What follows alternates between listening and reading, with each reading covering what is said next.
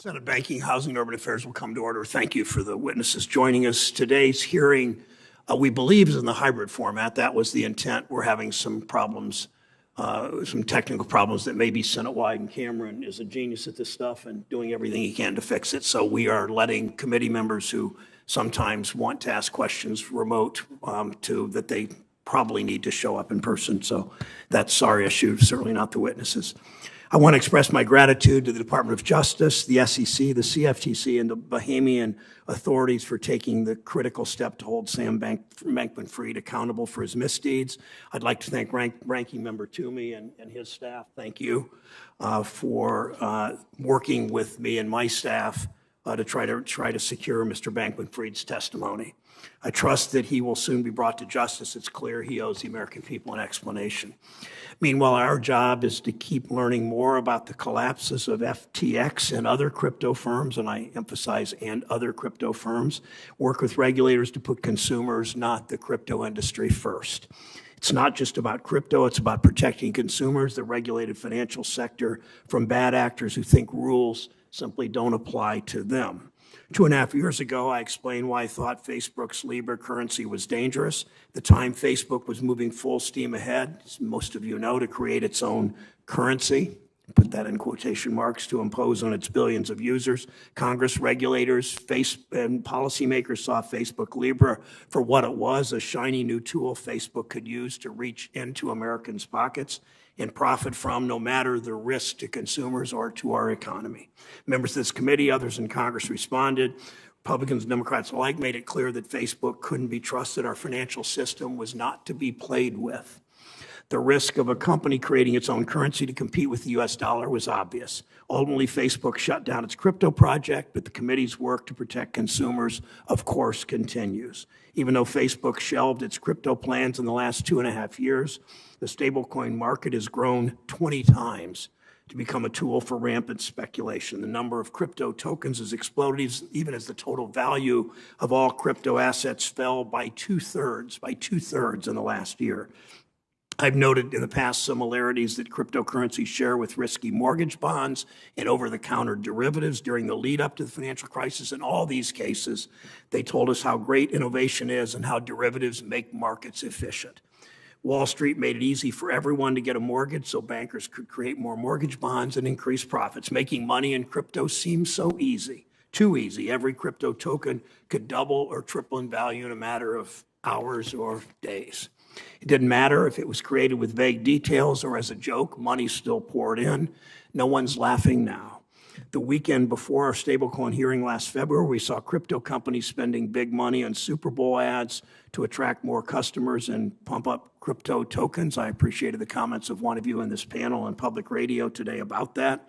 Crypto, like Facebook's Libra before it, was the shiny tool supposed to capture our imagination and revolutionize our lives. Wealthy celebrity spokespeople told Americans, if you're not buying crypto, you're missing out. Crypto platforms created dozens of investment products that look and sound like bank deposits, using words like lend and earn, or tokens that resemble securities and have a yield or governance rights, yet these products had none of the safeguards of bank deposits or securities. Crypto firms, their backers argued that billions of dollars invested in lending programs or earning yield should be exempt from basic oversight and regulatory protections. That's not how regulation works. The things that look and behave like securities, commodities, banking products need to be regulated and supervised by the responsible agencies who protect the public and serve consumers. Crypto doesn't get a free pass because it's shiny and bright, or because venture capitalists think it might change the world, or its TV campaigns were witty and featured famous people, especially when so many consumers are at risk of losing hard-earned money. And that's before we even consider how crypto has ushered in a whole new dimension of fraud and threats to national security. People are talking about that more and more because it's a central issue in this, that support dangerous nation states, embolden criminals, finance terrorists. North Korea uses crypto stolen in hacks to finance its ballistic missile program. Think of that. Human traffickers, drug cartels, gun runners launder their proceeds using crypto assets. Think of that. And some of these laundered funds end up bankrolling terrorists bent on undermining our nation and our society. Think of that. The ability of rogue states, cyber criminals, terrorists to use crypto for their own malign purposes is a feature of technology, and that's the point. Crypto also has made it easier for fraudsters and scammers to steal consumers' money. Hacks and complex crypto transactions make it easy to steal billions of dollars of investors' money. That's what we saw with FTX. That's what will continue as long as we allow crypto firms to write their own rules. The myth of Sam Bankman-Fried and his crypto trading success was supposed to impress us. We're still learning how he shuffled money between FTX and his trading firm, Alameda Research, a name calculated to sound as generic as possible to avoid raising eyebrows while sending money across the world. FTX and Alameda Research took advantage of the crypto industry's appetite for speculation. They were able to borrow and lend from other platforms and invest in other crypto firms, inflating the crypto ecosystem and growing their own profits. Even this summer, as crypto values crashed and platforms began to fail, FTX and Alameda found ways to benefit. In one case, FTX made a $250 million loan to a platform. Using its proprietary token, and Alameda borrowed client deposits worth more than twice that from the platform. All the while, venture capitalists and other big investors, shame on them, fell for it. They were caught up in the speculative frenzy, missed the red flags, and FTX showered Mr. Bankman-Fried with more and more money, and now it's most likely gone. It's no surprise in 2018, Alameda solicited investors by guaranteeing 15% returns with no downside. That's more than the guaranteed 11% that a guy named Bernie Madoff offered. With Madoff and with Sam Bankman-Fried, investors didn't ask questions for fear of missing out. It's a good reminder that most guaranteed investments are, in fact, too good to be true. In this story, Bankman-Fried was the shiny object. Now he's the villain, possibly worse. But this story is bigger than one person or one firm, and that's the point of this hearing. It's not just about misconduct at FTX, but about how to protect consumers in the financial system from unregulated crypto projects. For many investors, it might be too late. I've heard from far too many Ohioans who have money stuck at FTX. .us that they tried to get out before it filed for bankruptcy. But despite Bankman-Fried's assertion that the U.S. side of FTX should be fine, court proceedings are likely to drag on and on. If we're going to learn from FTX's meltdown, we must look closely at the risks from conflicts at crypto platforms that combine multiple functions. It means thinking about the kinds of disclosure that consumers and investors really need to understand how a token or crypto platform works. We can look to existing banking and security laws for time-tested approaches to oversee and examine entities that want Americans to trust them with their money. To protect consumers in the financial system, we need a comprehensive framework that looks at crypto products for what they are, not looking at these products the way crypto executives want them to be or want to tell us they should be. I look forward to working with Treasury Secretary Yellen. We've been working with her to step up and lead this government-wide regulatory approach, and the other financial regulators assure there's an all-of-government approach, just as we've done in the past. Anything less simply won't work. Senator Toomey. Thank you, Mr. Chairman, and I want to thank our witnesses for joining us this morning. We're here to discuss the fallout after the collapse of FTX, and some Americans very likely suffered significant losses from the bankruptcy of FTX and Sam Bankman-Fried's misconduct. On Monday, we saw the arrest of Mr. Bankman-Fried, and this came as a surprise to no one, with the possible exception of Mr. Bankman-Fried. We owe it to each customer to get to the bottom of the FTX implosion, and any violations of the law should be aggressively prosecuted. The Department of Justice and other enforcement agencies should expeditiously investigate the unseemly relationship between a company that was effectively a hedge fund and an exchange entrusted with customer funds. While all the facts have not yet come to light, we've clearly witnessed wrongdoing that is almost certainly illegal. There was unauthorized lending of customer assets to an affiliated entity, and there were apparently fraudulent promises to investors and customers about FTX's operations. These are outrageous and completely unacceptable. The SEC also believes that FTX committed fraud against equity investors. They're going to pursue that, as they should.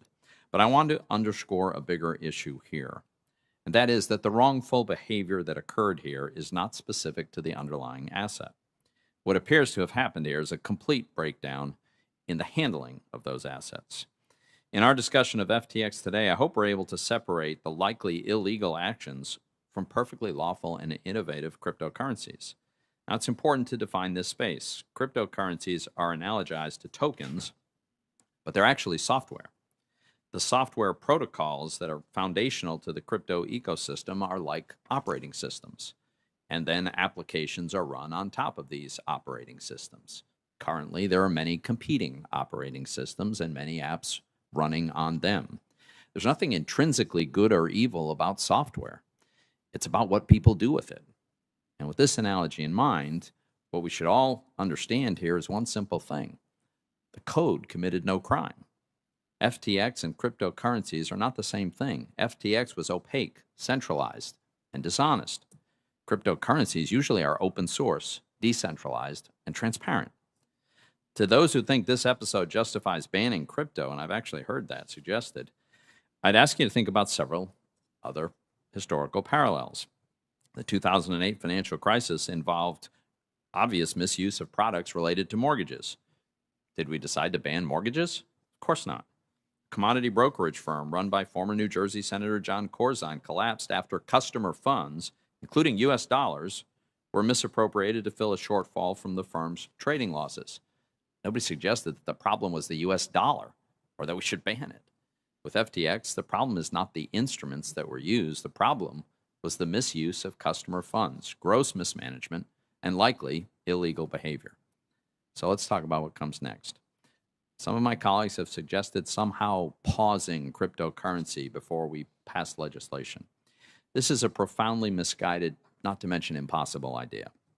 Short of enacting draconian authoritarian policies, cryptocurrency cannot be stopped. If we tried, the technology would simply migrate offshore.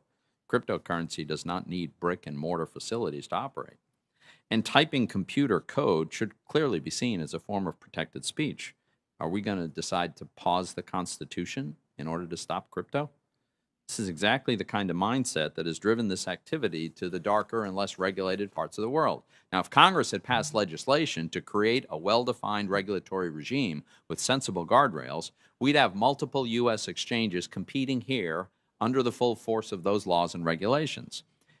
In that scenario, it's not clear that FTX would have ever existed, at least on the scale that it did, not if we had American companies that were an alternative and properly regulated. The complete indifference to an appropriate regulatory regime by both Congress and the SEC probably contributed to the rise of operations like FTX. Others have suggested that we refrain from addressing cryptocurrency at all because we wouldn't want to legitimize its use. Well, I think that is both misguided and irresponsible. Congress can and should offer a sensible approach for the domestic regulation of these activities. I think we should start with stablecoins. This is an activity that my colleagues, we can analogize to existing traditional financial products. There's clear bipartisan agreement that stablecoins need consumer protections. There are virtually none in place now. I've proposed a framework that would do that. Senator Lummis and Gillibrand have also proposed a framework. Congress also needs to determine the criteria and the disclosures by which issuance of digital assets will be regulated. And we should acknowledge the possibility that there's certain token issuance like Bitcoin that don't need that kind of regulation. We should also clearly delineate regulations for the secondary market trading of these assets, including at exchanges like FTX US. Some of my colleagues have begun this important work. We can provide sensible consumer protections for which there would be very broad agreement while still allowing for the development of applications that are going to run on operating systems that we can't even imagine today, just as I don't think any of us ever imagined applications like Uber operating on iOS today. So let me conclude with this. It's absolutely essential to investigate any fraud and violations of existing law and prosecute those who are committing those crimes. Congress owes it to the American people to do so. This is fundamentally not about the kind of assets that were held by FTX. It's about what individuals did with those assets. Individuals can be tremendously empowered by the use and access to cryptocurrencies. Cryptocurrencies can protect against inflation when governments irresponsibly manage their own currencies. They can provide useful services without the need for a company or a middleman. And they can let individuals preserve the freedom to transact privately. Mr. Bankman-Fried may well have committed multiple crimes. The SEC and DOJ will determine that. But let's remember to distinguish between human failure and the instrument with which the failure occurred. In this case, the instrument is software, and the code committed no crime. And while Sam Bankman-Fried very well may have, it's important we not convict the code of anything but preserving and protecting individual autonomy.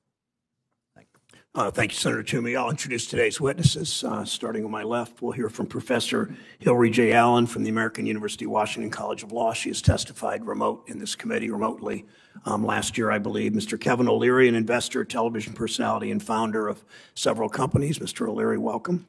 Ms. Jennifer Schulp, the Director of Financial Regulation Studies at Cato Center for Monetary and Financial Alternatives. Ms. Schulp, welcome. And Mr. Ben McKenzie Schenken, an actor, writer, director, is co-writing a book on cryptocurrency and fraud. Mr. Schenken, welcome. And Professor Allen, please begin. Chairman Brown, Ranking Member Toomey, and members of the committee, thank you for inviting me to testify today. My name is Hillary Allen, and I'm a professor of law at the American University Washington College of Law, and I'm the author of the book Driverless Finance, FinTech's Impact on Financial Stability. I would like to make 3 points today. The first is that FTX's failure was not an isolated incident, but is symptomatic of many broader problems in the crypto industry. FTX is just the latest in the series of major crypto industry failures of centralized crypto intermediaries like Celsius, and failures of DeFi offerings like Terra Luna. These failures arose in large part because of a feature that is unique to the crypto industry. Crypto assets can be made up out of thin air. When assets can be made up out of thin air, that generates leverage that makes the whole system more vulnerable to booms and busts.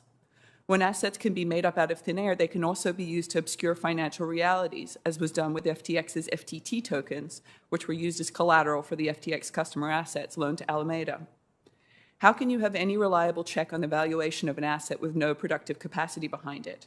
The attestations and proofs of reserves offered by the crypto industry are poor substitutes for rigorous and independent audits. Such an environment is highly conducive to fraud. Sam Bankman-Fried may have engaged in good old-fashioned embezzlement, as it was put yesterday, but the embezzlement was able to reach such a scale and go undetected for so long because it was crypto, shrouded in opacity, complexity, and mystique. To be clear, decentralization won't protect us from future crypto frauds, because even if DeFi is technologically decentralized, it is not economically decentralized. If one person owns 90% of the governance tokens that control the software, which is quite common in DeFi, then they could cause it to perpetuate shady behavior.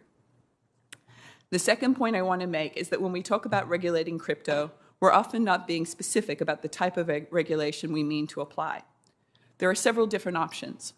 A ban on crypto, for example, would be the most straightforward way of protecting both investors and the financial system. And because crypto isn't really decentralized, it is possible to enforce such a ban. If policymakers don't wish to proceed with a ban, then they will need to be careful to ensure that any laws that they do adopt don't inadvertently make crypto too big to fail. Crypto should not be regulated like banking products, because that would give crypto access to the government support that we afford to banking because of its critical role in providing credit and processing payments for the broader economy. Banking regulation should, however, continue to keep actual banks away from crypto. The harm from FTX's collapse has been limited to those who invested in crypto, but allowing crypto to integrate with the rest of our financial system could cause a broader financial crisis that would hurt those who never even invested. Investor protection regulation, as opposed to banking regulation, doesn't come with any deposit insurance or lender of last resort. It doesn't signal that an investment is a good investment or that an investment won't lose value. Robust enforcement of the securities laws could make significant strides in protecting U.S. investors without conveying the message that crypto is too big to fail. The SEC has been very clear in its public statements that most crypto assets are securities. But Sam Bankman-Fried and the rest of the crypto industry weren't looking for this clarity on the current law. They were looking for changes in the law that would accommodate the industry. In particular, they wanted to be regulated by the CFTC and not the SEC. I respectfully submit that Congress should not adopt legislation to that end that was endorsed by Sam Bankman-Fried. In particular, because the proposed CFTC self-certification regime for crypto assets would allow the unlimited supply of crypto assets to continue to proliferate. Energetic enforcement of the SEC's existing securities registration requirements, on the other hand, would make it a lot harder to make crypto assets up out of thin air. If Congress wishes to provide more clarity and certainty to the crypto industry, they could adopt legislation that categorically provides that all crypto assets are indeed securities. The final point I want to make is that if we have little to lose from limiting the growth of the crypto industry. The underlying blockchain technology can never deliver on the industry's promises, both because the technology itself is not very good and because technology is only a tool. After 15 years without a killer app, It is time for policymakers to listen to the technologists explaining why blockchain technology is fundamentally not fit for purpose. Even if it were good technology, though, it would not fix the underlying political and structural problems that limit access to financial services. In many ways, relying on the crypto industry to improve access to financial services is like adopting a policy to open more casinos in underserved communities. And to those who say that crypto investment is a matter of personal choice, crypto creates problems even for those who choose not to invest in it. It facilitates ransomware attacks, sanctions evasion, tax evasion, has significant environmental consequences, and, as I've already discussed, could cause financial crises if allowed to integrate with the traditional financial system. I would submit that the United States should not want to be a world leader in the worst kind of innovation that allows its suppliers to profit handsomely but offers little benefit to society and, in fact, inflicts a multitude of harms. Thank you, Professor Allen. Mr. O'Leary, welcome. Thank you very much. Chairman Brown, Ranking Member Toomey, and members of the committee, thank you for inviting me to testify about crypto and the collapse of FTX. I'm the chairman of O-Shares, an ETF indexing firm, and also a private equity and venture investor. I support entrepreneurs at every stage of their journeys. I have dozens of family-run businesses in our investment portfolios. My extensive social media platform enables me to tell the stories of their products and services to help reduce their customer acquisition costs. It's a model that has worked well for over a decade and helped support so many small American businesses, which create over 60% of the jobs in the American economy. In 2017, I was a public critic and skeptic of crypto and blockchain technology. As the global regulatory environment began to open up in 2018, I began to invest.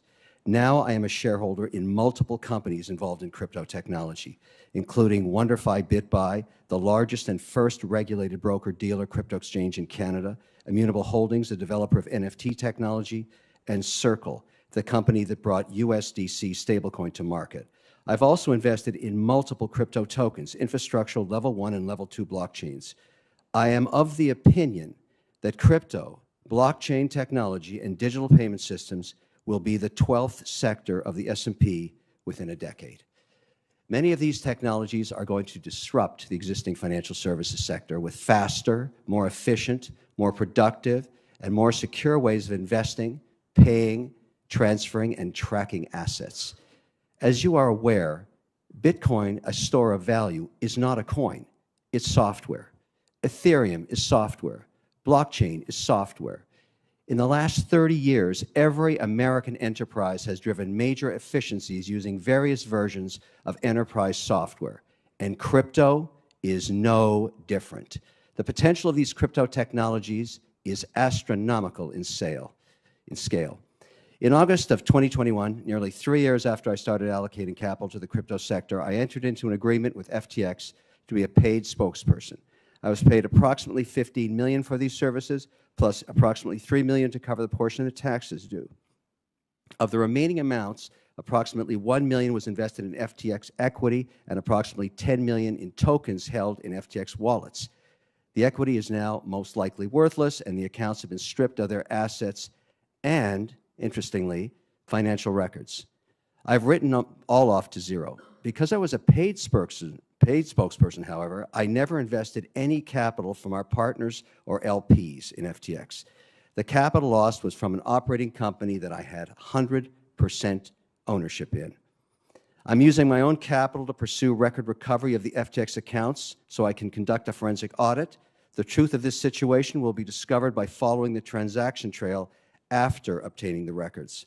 I've applied for membership on the FTX Creditors Committee in connection with the bankruptcy proceedings because I feel obligated to pursue the facts on behalf of all stakeholders and believe my perspective of this situation will be helpful to the other creditor committee members.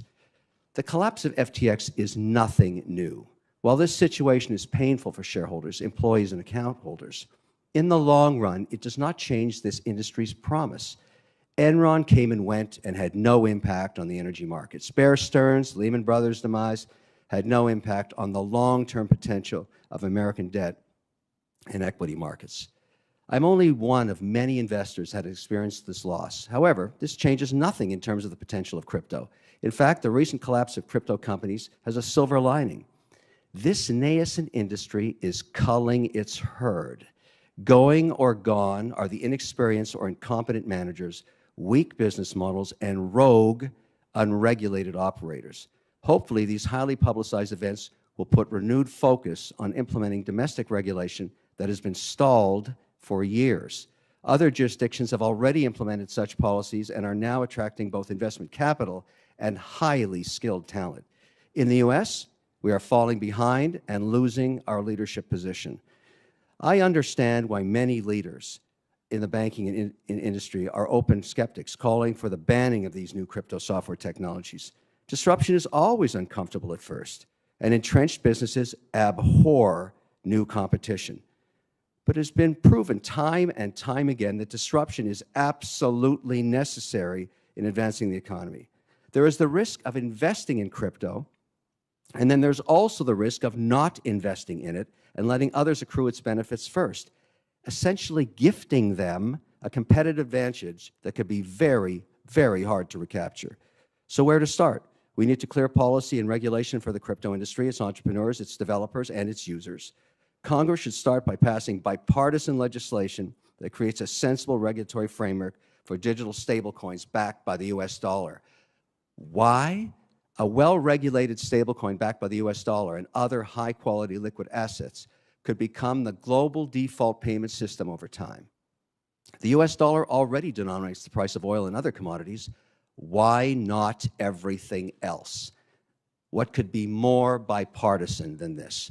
Let me close with this. We need to get to the bottom of what happened with FTX, but we can't let its collapse cause us to abandon the great promise and potential of crypto. Thank you, Mr. O'Leary. Ms. Schulp, welcome. Thank you. Chair Brown, Ranking Member Toomey, and distinguished members of the Senate Committee on Banking, Housing, and Urban Affairs. My name is Jennifer Schulp, and I'm the Director of Financial Regulation Studies at the Cato Institute's Center for Monetary and Financial Alternatives. Thank you for the opportunity to participate in today's hearing. At the outset, I note that because the facts are developing, it is premature to definitively diagnose the causes of FTX's demise. Claims of fraud and contractual breaches should be vigorously pursued, and courts should determine what crimes and violations took place. Importantly, the issues with FTX do not appear to be intrinsically tied to cryptocurrencies or other blockchain technologies. John Ray, the company's bankruptcy CEO, described the situation as a complete failure of corporate controls and a complete absence of trustworthy financial information. These risk management failures, whether the result of intentionally fraudulent practices or the product of gross negligence, should reflect on the perpetrators themselves, not on the crypto ecosystem. Today, I suggest 3 takeaways for policymakers. First, there are important distinctions between centralized entities and decentralized projects. Policies designed to address risks posed by centralized financial intermediaries should not be blindly applied to decentralized projects. FTX is, at heart, a traditional middleman. As a centralized exchange, and like a traditional bank or broker, FTX took possession of people's assets and kept the books, however poorly. Decentralized finance, or DeFi, seeks to mitigate these intermediary risks through technology. While designs vary, decentralized exchanges utilize open-source software to provide exchange services by, among other things, publicly recording transaction data and allowing users to self-custody assets.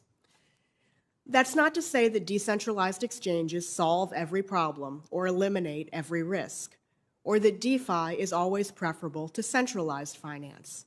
Rather, the point is that different risks ought to be treated differently. Second, unclear regulation remains a problem that can drive innovation offshore. A rational regulatory framework should distinguish between projects that reproduce the risks of traditional finance and those that mitigate those risks through disintermediation.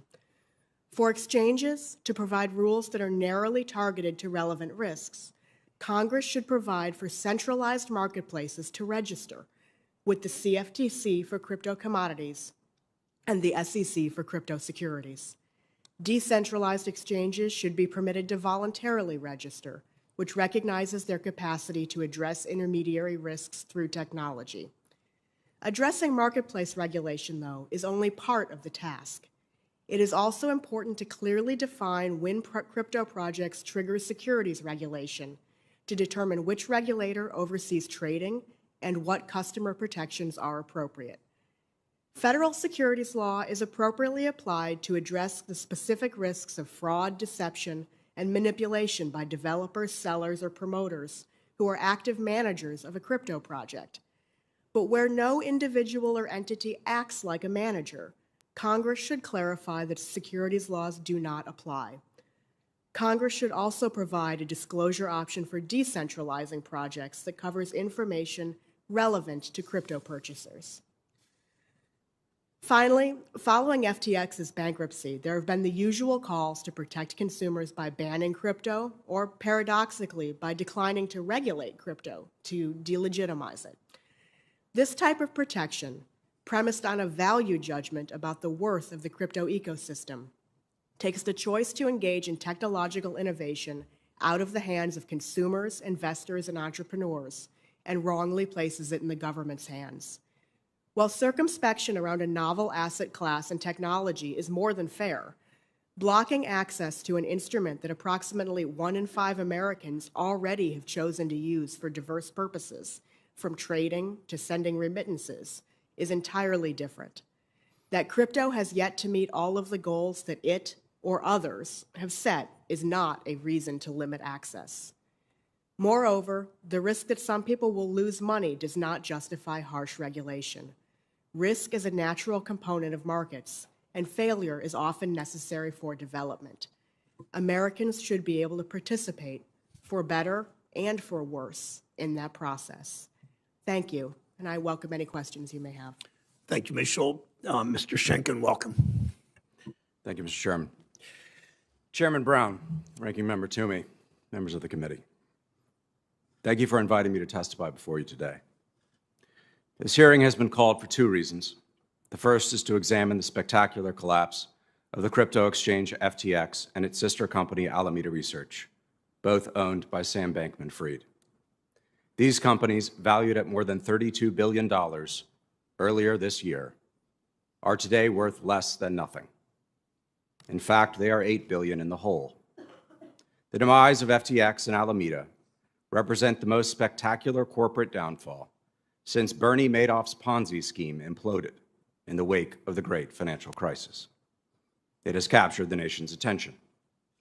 Like Madoff, FTX and Alameda owe enormous sums to supposedly sophisticated investors, such as venture capital firms and hedge funds. And like Madoff, they also owe a lot of money to regular people. However, the carnage at FTX is far more widespread. Madoff defrauded some 37,000 clients. FTX claims 32 times that amount in the U.S. alone. According to FTX, some 1.2 million retail traders, aka regular folks, and 5 million worldwide have lost access to the money they entrusted to FTX. It is unclear when, if ever, they will get any of that money back. The harm to those consumers, I would prefer the term investors, is the second reason we are here today. And it is fitting that I am here, for those people are the focus of my attention. I believe they, and the estimated 40 million other Americans who have invested in cryptocurrency, have been sold a bill of goods. They have been lied to in ways both big and small by a once seemingly mighty crypto industry whose entire existence, in fact, depends on misinformation, hype, and yes, fraud. The first lie is the most obvious. Cryptocurrencies are not currencies by any reasonable economic definition. Anyone with even an undergraduate degree in economics, such as myself, can tell you that money serves 3 functions: medium of exchange, unit of account, and store of value. Cryptocurrencies cannot do any of the 3 well, and they have no hope of ever doing so, for reasons I am happy to discuss at greater length during our session. But in the interest of time, let's keep it simple for now and focus on the present. If cryptocurrencies are not currencies, then what are they?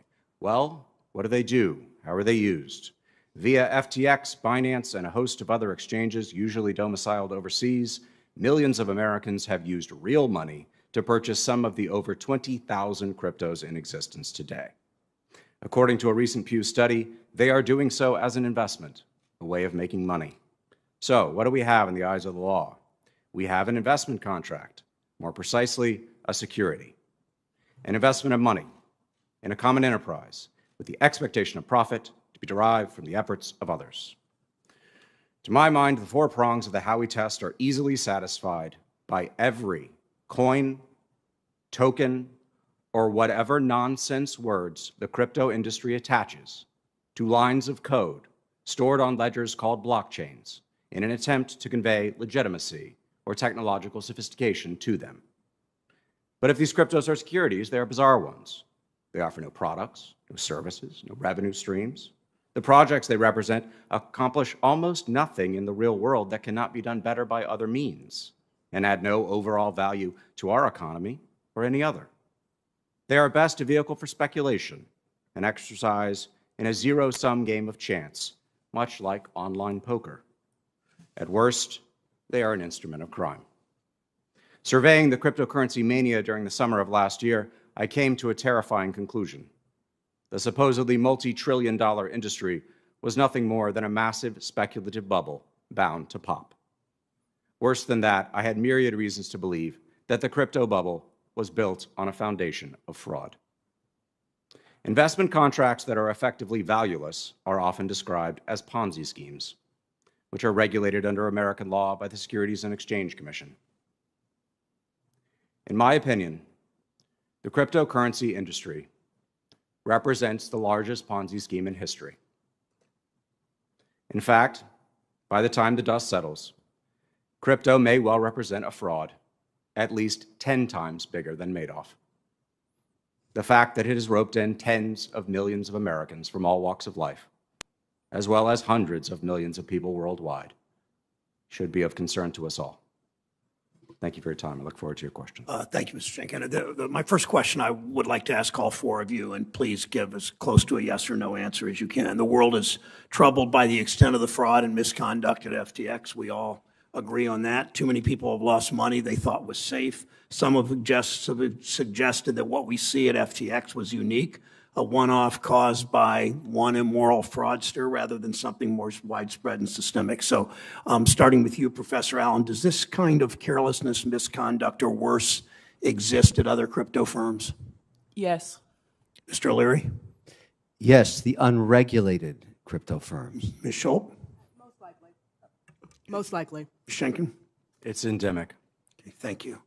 Professor Allen, we know that FTX was over-leveraged, but look beyond, as you did in your testimony, beyond FTX. Given that a lot of crypto trading recycles one token into another, often with borrowed money, it seems as if the value of crypto has detached itself from the actual currency that was originally invested. Is it possible to determine how much leverage there is in the crypto market?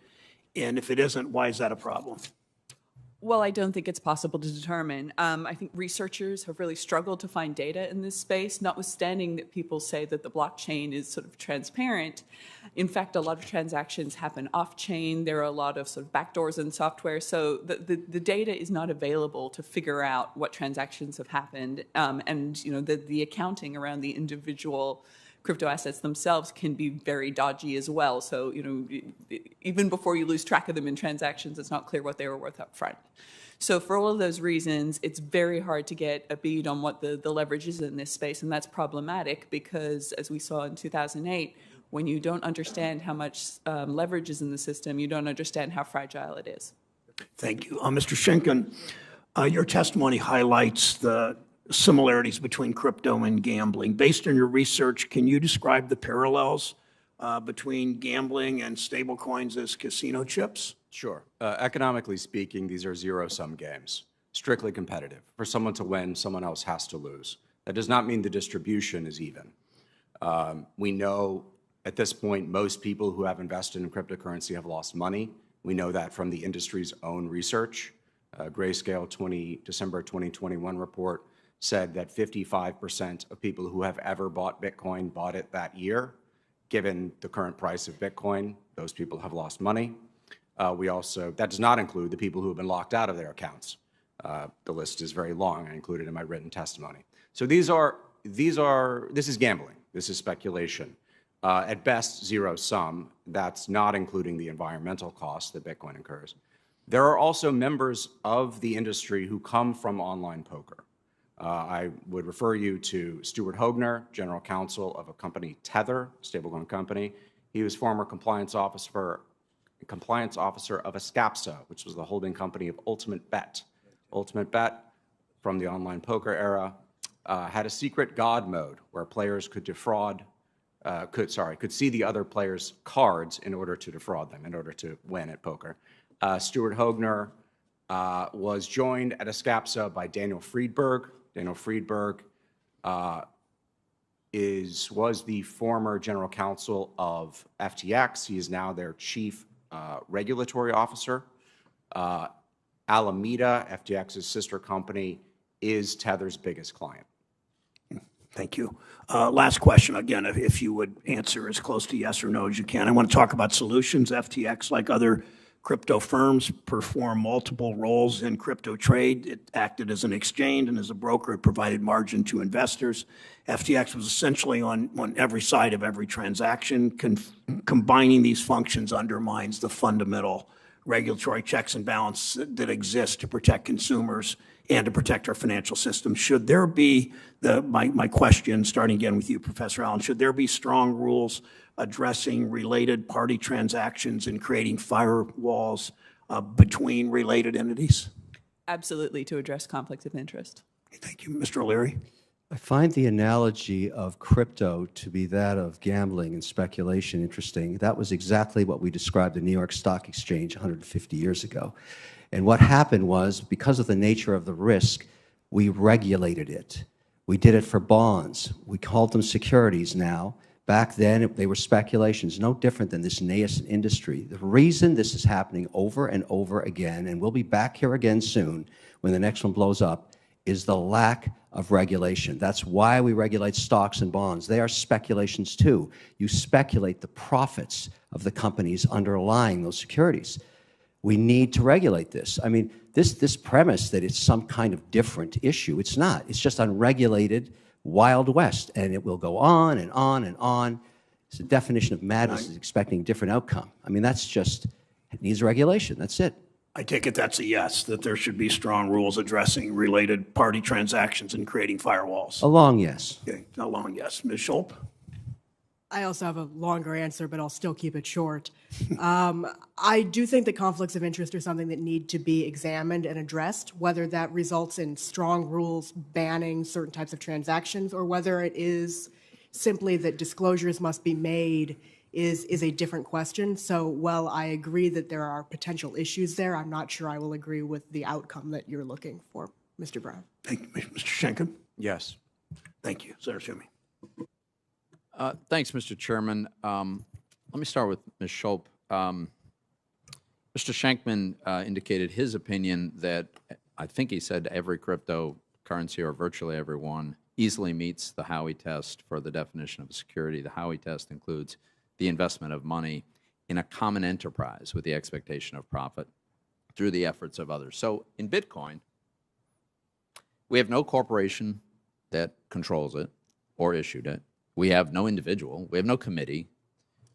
It seems to me purely decentralized. Isn't it hard to establish that there's a common enterprise when there is no central authority that controls and operates it? I agree. I don't think for Bitcoin you can meet the elements of the Howey test in multiple respects. Right. So, would you say as a general matter, a truly decentralized protocol, it's pretty hard to establish the common enterprise?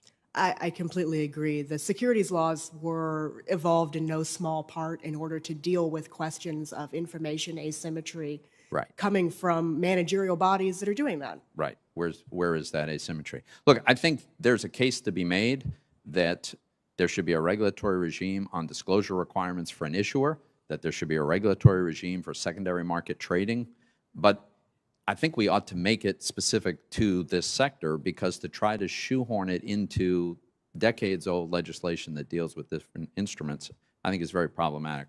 Mr. O'Leary, it seems to me that tokens are very often the tool or mechanism to incentivize people to validate and maintain a distributed ledger.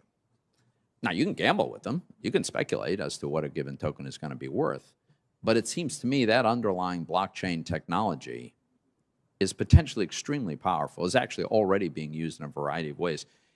Could you address this notion that the only possible use is a zero-sum gambling enterprise? No, I don't agree with that at all. It's preposterous to say that. The potential of blockchain technology in authenticating physical assets and contracts and tokens, as you suggest, is incredibly powerful. In fact, I think what's going to happen as we peel the onion on FTX over the next year or two is the shining outcome of the success of the blockchain to track these assets will become the focus of everybody. We will realize every security or token that left FTX, left Alameda, got traded between shareholders, all tracked irrefutably on the blockchain. The power of this technology is very harnessable, very powerful, and of course we should lead the world in it because so much of it is developed here. The hottest hands coming out of MIT right now, where do they want to work? A third of the class. They want to work on the blockchain.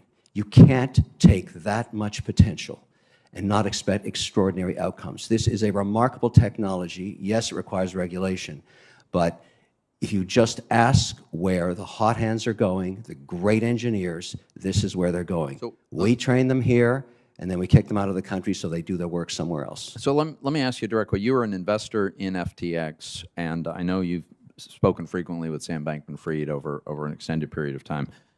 Why do you believe FTX failed? I have an opinion. I don't have the records. Here it is. After my accounts were stripped of all of their assets and all of the accounting and trade information, I couldn't get answers from any of the executives in the firm, so I simply called Sam Bankman-Fried and said, "Where is the money, Sam?" He said he had been refused access to the servers. He no longer knew. I said, "Okay, let's step back. This is a simple case in my mind of where did the money go?" And I said, "Sam, walk me back 24 months. Tell me the use of proceeds of the assets of your company. Where did you spend it?" And then he told me about a transaction that occurred over the last 24 months, the repurchase of his shares from Binance, his competitor. I didn't know this at the time, but at some point, CZ or Binance, who runs Binance, purchased 20% ownership in Sam Bankman-Fried's firm for seed stock. And then, over time, and I asked him, what would compel you to spend $2 billion was the number he was giving me at that time. Later, in a subsequent conversation, about 24 hours later, he told me it could have been as much as $3 billion to buy back the shares from CZ. I asked him, what would compel you to do that? Why wouldn't you keep your assets on your balance sheet? And why would you offer this to just one shareholder? He said, because every time we went to get licensed in different jurisdictions, because you must understand the prize of crypto is to get regulated. For all the talk we say about Bitcoin and everything else, no institutions own this. I work for the sovereign wealth and pension plans. They don't touch this stuff because it's unregulated.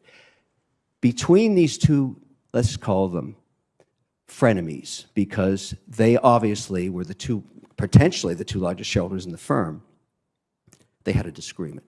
They had a falling apart.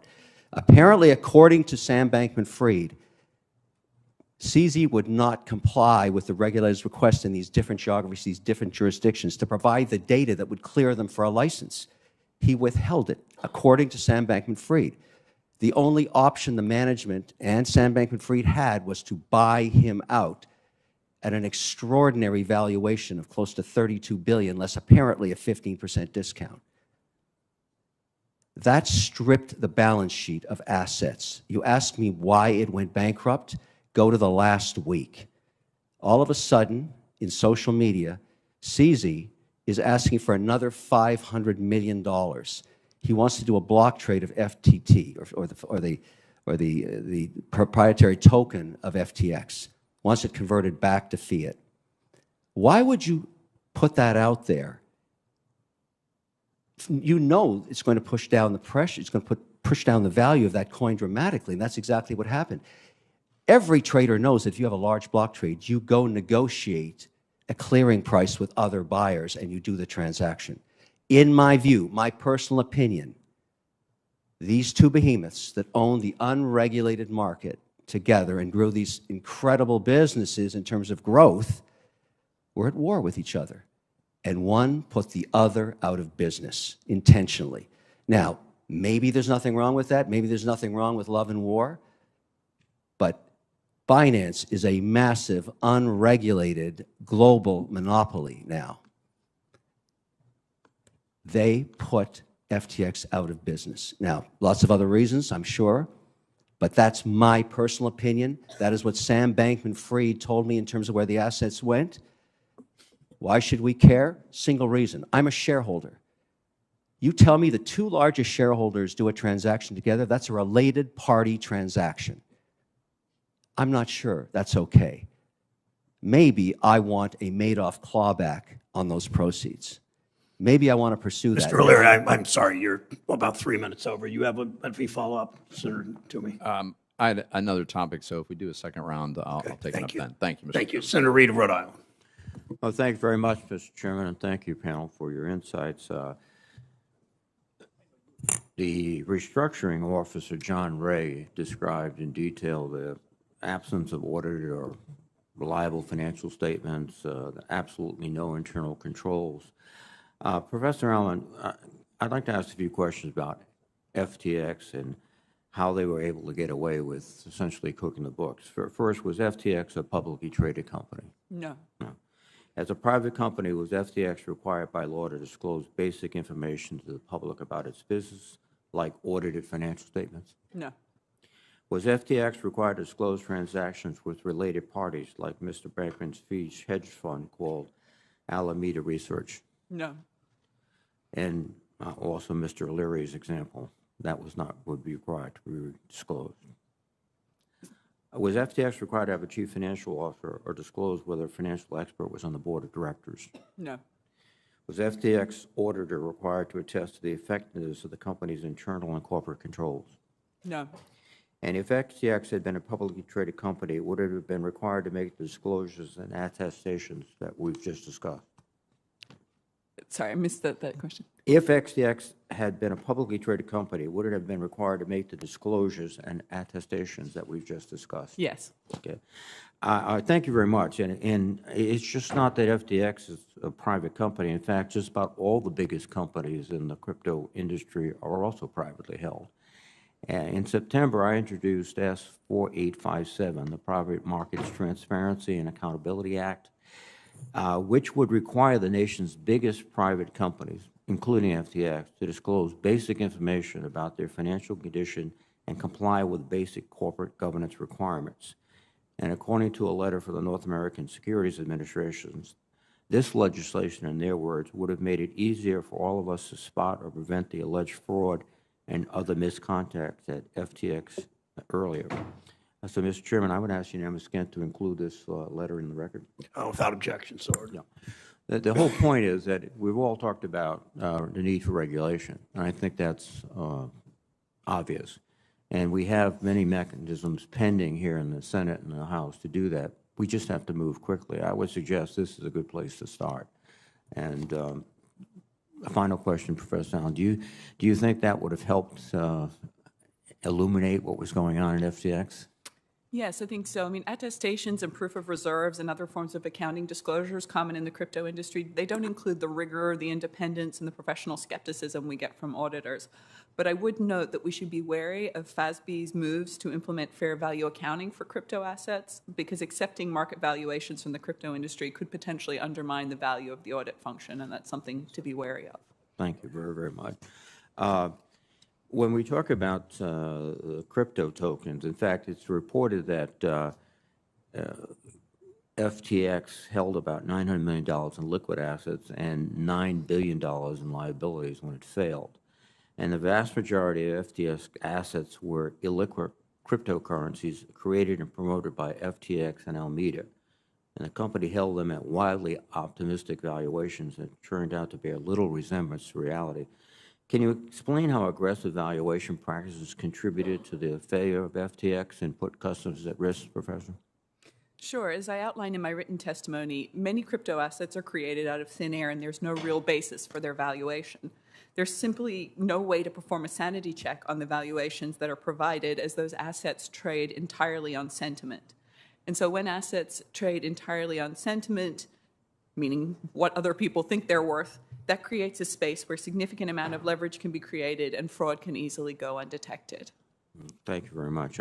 Again, I think the one theme that seems to be consistent is that the need to regulate not just this industry, but private entities that are controlling a huge amount of funds that are investing in ways that are not obvious to the public or even to their own shareholders or equity owners. And we have to move, I would suggest, as a starting place, the legislation I proposed. Thank you, Mr. Chairman.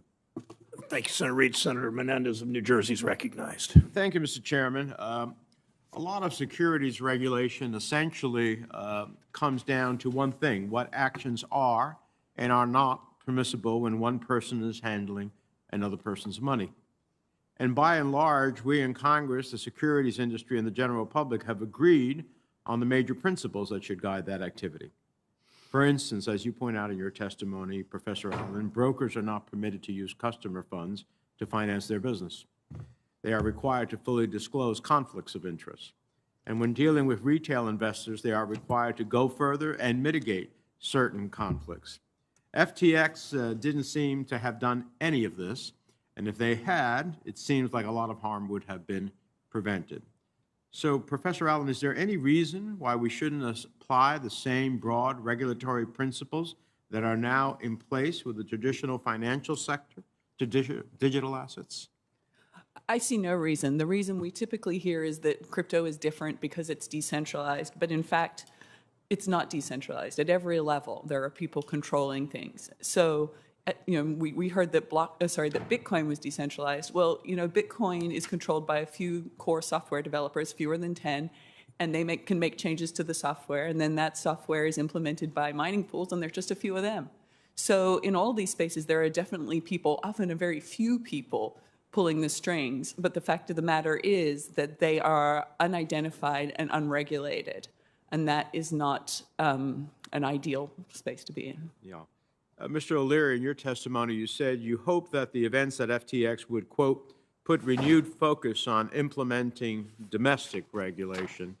Do you agree that FTX customers and perhaps your own investments would have been better off if FTX had complied with the existing regulation we have that bars brokers from trading with customer funds? Absolutely. But they were not compelled to do that because they were offshore and unregulated. I think the model will not work. There's examples of how regulated exchanges that are attached to broker-dealers have worked.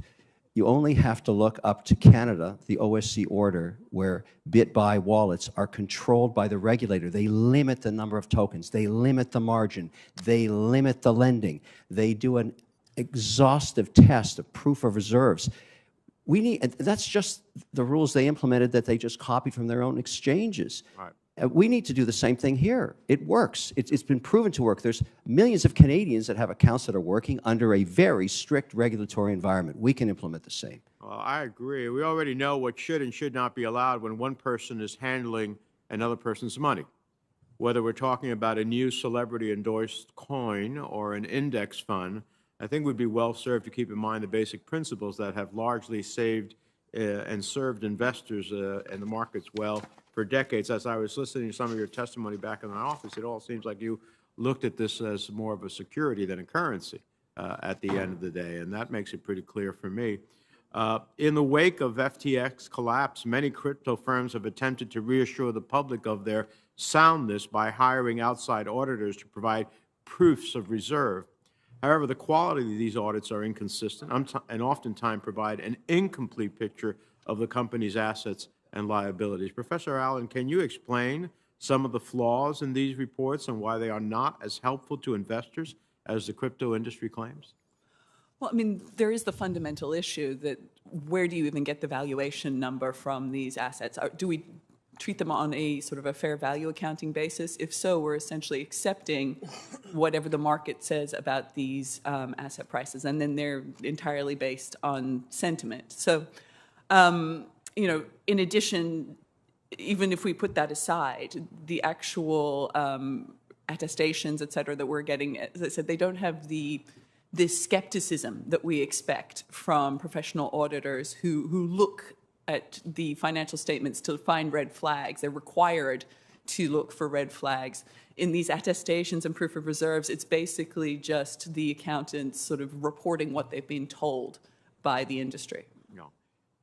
One of the things I'm concerned about is the extent that cryptocurrency becomes integrated with the financial system, and therefore the risk to the financial system, which up to now has been pretty stable. And that is something I'm concerned about. Let me close on this. Prior to its collapse, FTX was well known for huge spending on celebrity endorsements. Dozens of sports stars, actors received millions of dollars to generate hype for FTX and assure the public that crypto was a safe investment. There have even been reports that FTX was pursuing a $100 million sponsorship deal with Taylor Swift earlier this year, even as the firm was hemorrhaging money. So FTX isn't the only firm doing this. Endorsements from public figures are just one of the factors contributing to misinformation about crypto. Mr. Shanken, how can we combat the spread of crypto disinformation and encourage investor education? Use words that are accurate. The cryptocurrencies are not currencies. We need to classify them as securities properly. I also think that we should consider treating crypto like gambling and having potential limitations on advertising and disclosures. Thank you, Mr. Chairman. Thank you, Senator. And Senator Tester from Montana is recognized. Yeah, I want to thank the chairman and ranking member for having this hearing, and I want to thank the folks who testified today for being here to testify. I appreciate it. I am concerned that we're signaling to people that this is a credible and sound investment. But as we've seen lately, there are clearly bad actors. Crypto has been peddled everywhere from the internet to the Super Bowl as get-rich schemes or safe places to put your retirement savings. But things look pretty uncertain right now, and that's a best-case scenario. Ultimately, I want to make sure the taxpayers aren't left holding the bag.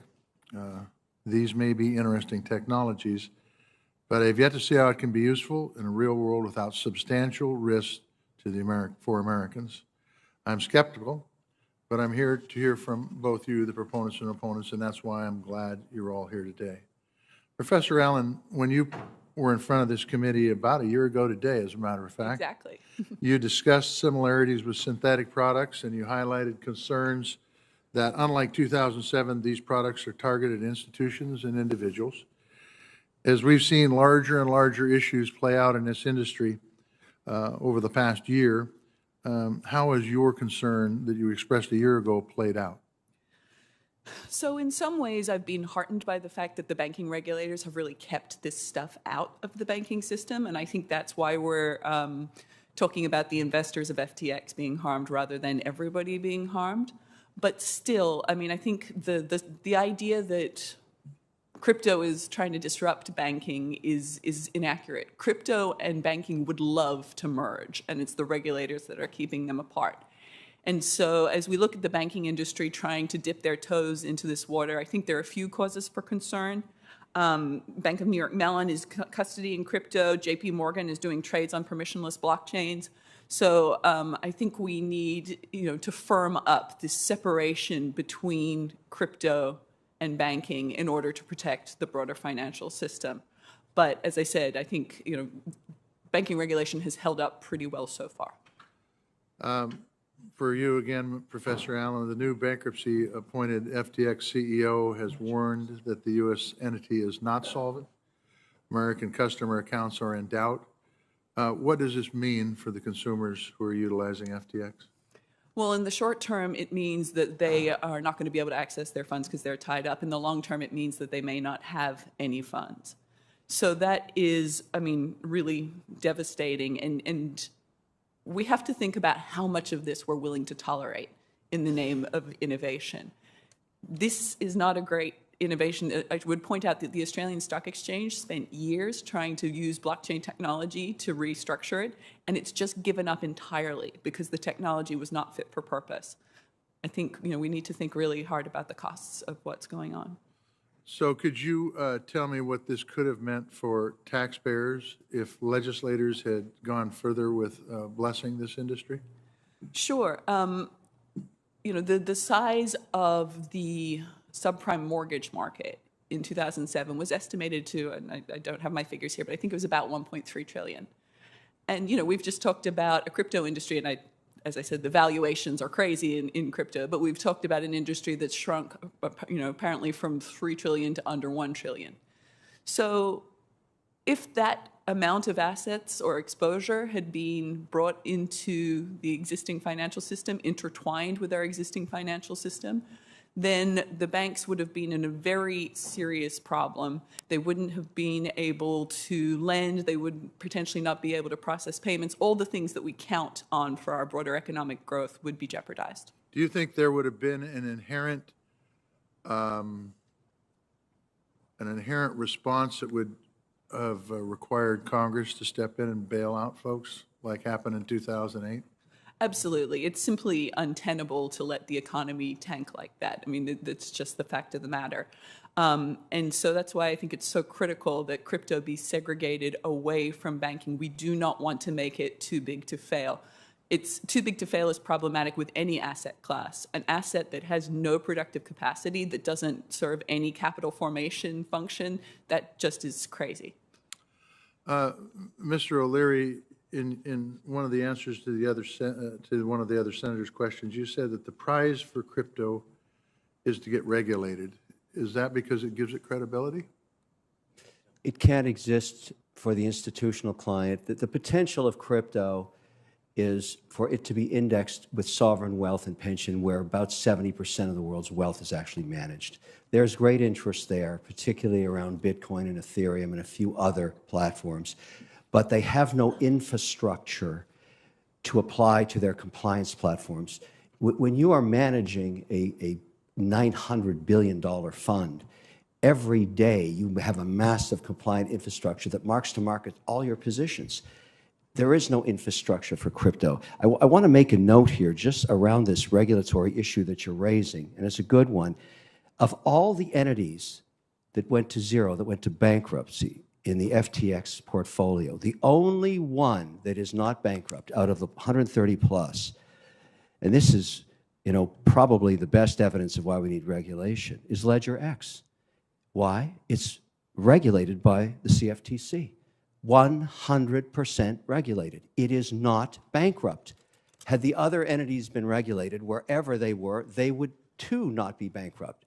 And so just look at this. This is a use case of why we need regulation. There wouldn't be this tragedy and all of this drama and all the rest of this stuff and the loss of billions of dollars. The lack of regulation has caused some problems here, and it will continue to. And the evidence is right here. The only entity that didn't go to zero in the FTX portfolio, CFTC, forced the scrutiny, forced the transparency, forced the proof of where the assets were held and the reserves, forced the lack of commingling with the assets. They forced it. They did it. Proof positive that you can regulate this asset class. I want to thank you all for being here today. We'll have some questions for the record, but I appreciate the hearing, Mr. Chairman. Thanks, Senator Chester. Senator Haggerty of Tennessee is recognized. Thank you, Mr. Chairman. Ranking Member Toomey, thank you for holding this hearing. To all of our guests here today, I appreciate your being here. I'd like to touch on something that has been troubling me for some time.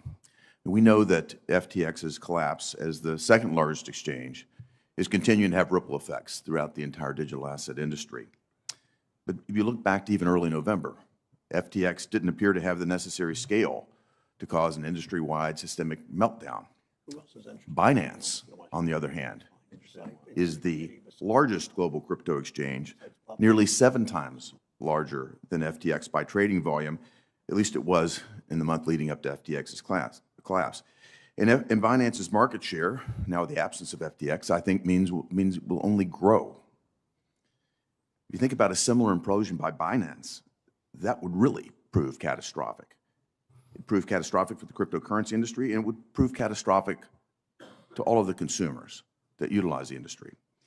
Yet U.S. regulators are limited in the extent to which they can mandate appropriate audits or appropriate disclosure of Binance's operations. Unlike the requirements placed on companies which are publicly traded here in the United States, Binance operates outside of our system. So, Ms. Shope, I'd like to start with you. How can U.S. regulators work with their global counterparts to bring transparency to Binance's activities and to understand the reserves that it holds? I think you raise a very important point that when we talk about FTX or we talk about Binance, so much of what we're talking about is happening outside of our shores. And the influence that U.S. regulation can have on those exchanges and other crypto projects that are not taking place here is limited. I think it's very important to have an ongoing dialogue with international regulators in order to have influence where we can. But I think the most important thing for the United States to do is to create a rational crypto regulatory framework in the United States to try to bring some of that home so that we have maximum influence over how those businesses are operated. I hear you, Mr. O'Leary, you touched on this just a moment ago about the impact of regulation and the certainty that it could bring.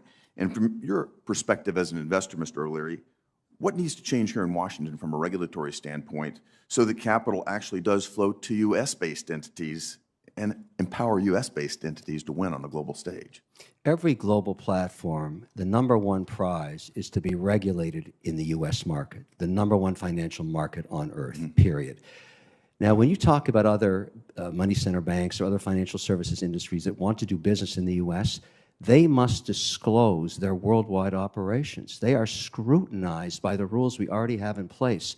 A coordinated effort between the Canadian regulator, the U.S. regulator, the ADGM in Abu Dhabi, the regulators in Singapore, basically laying out the ground rules for any entity that wishes to do business in the U.S. or any of those jurisdictions, solves this problem.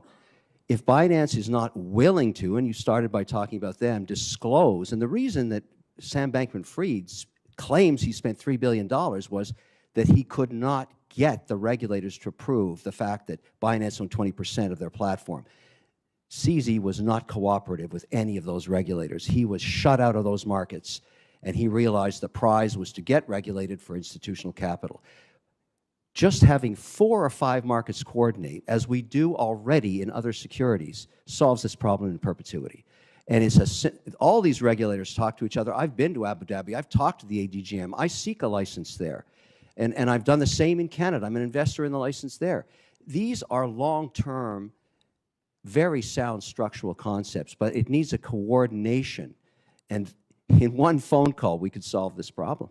I'm going to come back to you, Ms. Shope, for a moment. And I want to stay on this concern that I have, particularly about Binance, about the Chinese Communist Party's role in support of that.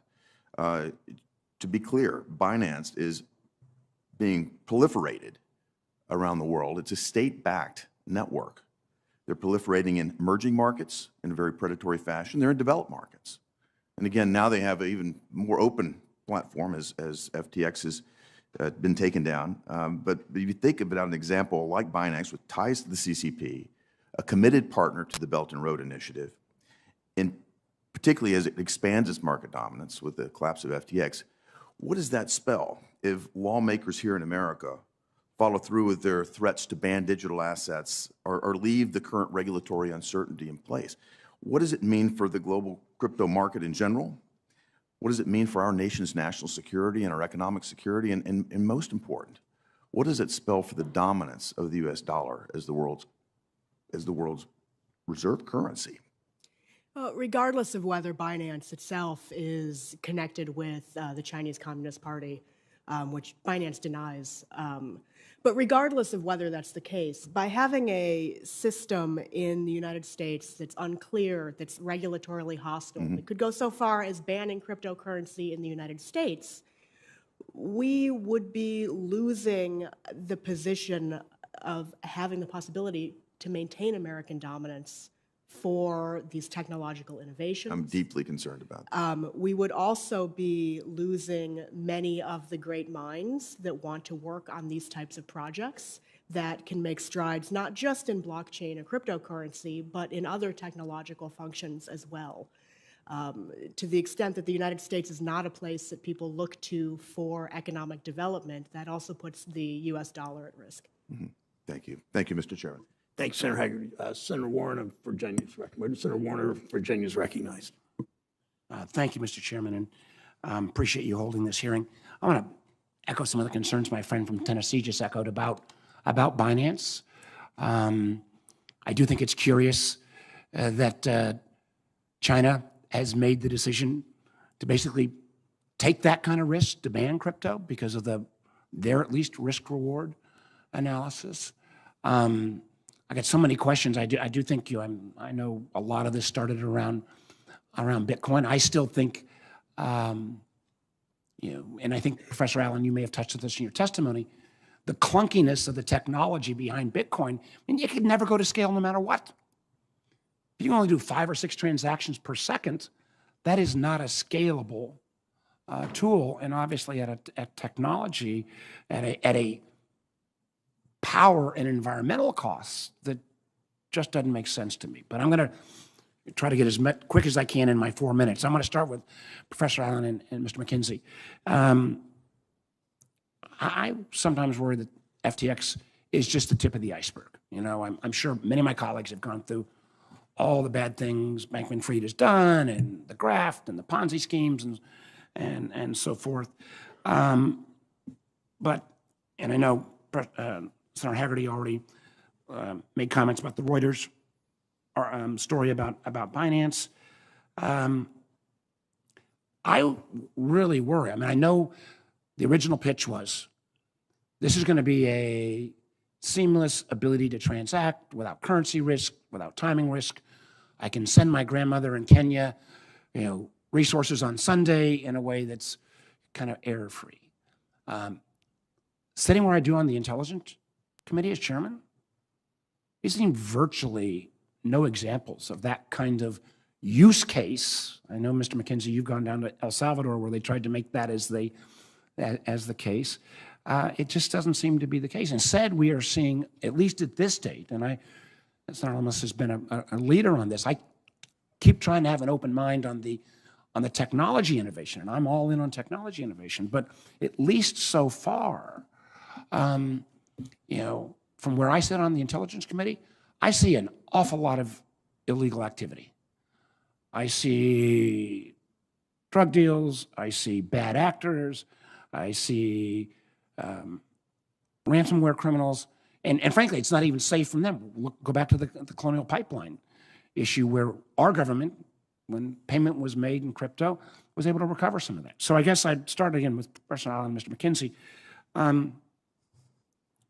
Do you think FTX is a one-off, or is this the tip of the iceberg where we may be seeing a whole series of activities? And if you want to go ahead, and I know it's been raised, but I don't think it in any detail, Alameda Research and some of the potential, I think we're only beginning to see the conflicts that were taking place there.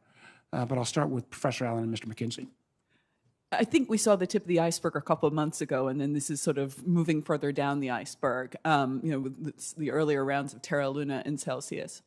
The concern is that, that fraud is definitely being perpetuated, but that the whole industry itself is basically an asset class built out of nothing. It trades entirely based on people's belief that it can be worth something. But as you said, the technology has not worked for a payments mechanism. It's become a speculative instrument, but ultimately, as Mr. McKenzie said, it's a zero-sum game, and if people stop believing in it, then it all falls apart. So Mr. O'Leary has talked about how people, that regulation in the United States is the prize. That's exactly right. Without that regulation as the prize to legitimize crypto, there is nothing there, and it could all go to zero. And whilst that is very bad news for the people who've already invested, I think it's very good news for the rest of us because it's being kept out of the broader financial system, and we won't suffer the consequences from its broader failure. Mr. McKenzie? Thank you, Senator. Yes, I just want to echo what Professor Allen was saying. One of the many, many seemingly limitless ironies of cryptocurrency is that the supposedly decentralized nature of it is, it's in fact highly centralized. I know this. I wrote an article with my colleague Jacob Silverman for the Washington Post about Binance this spring.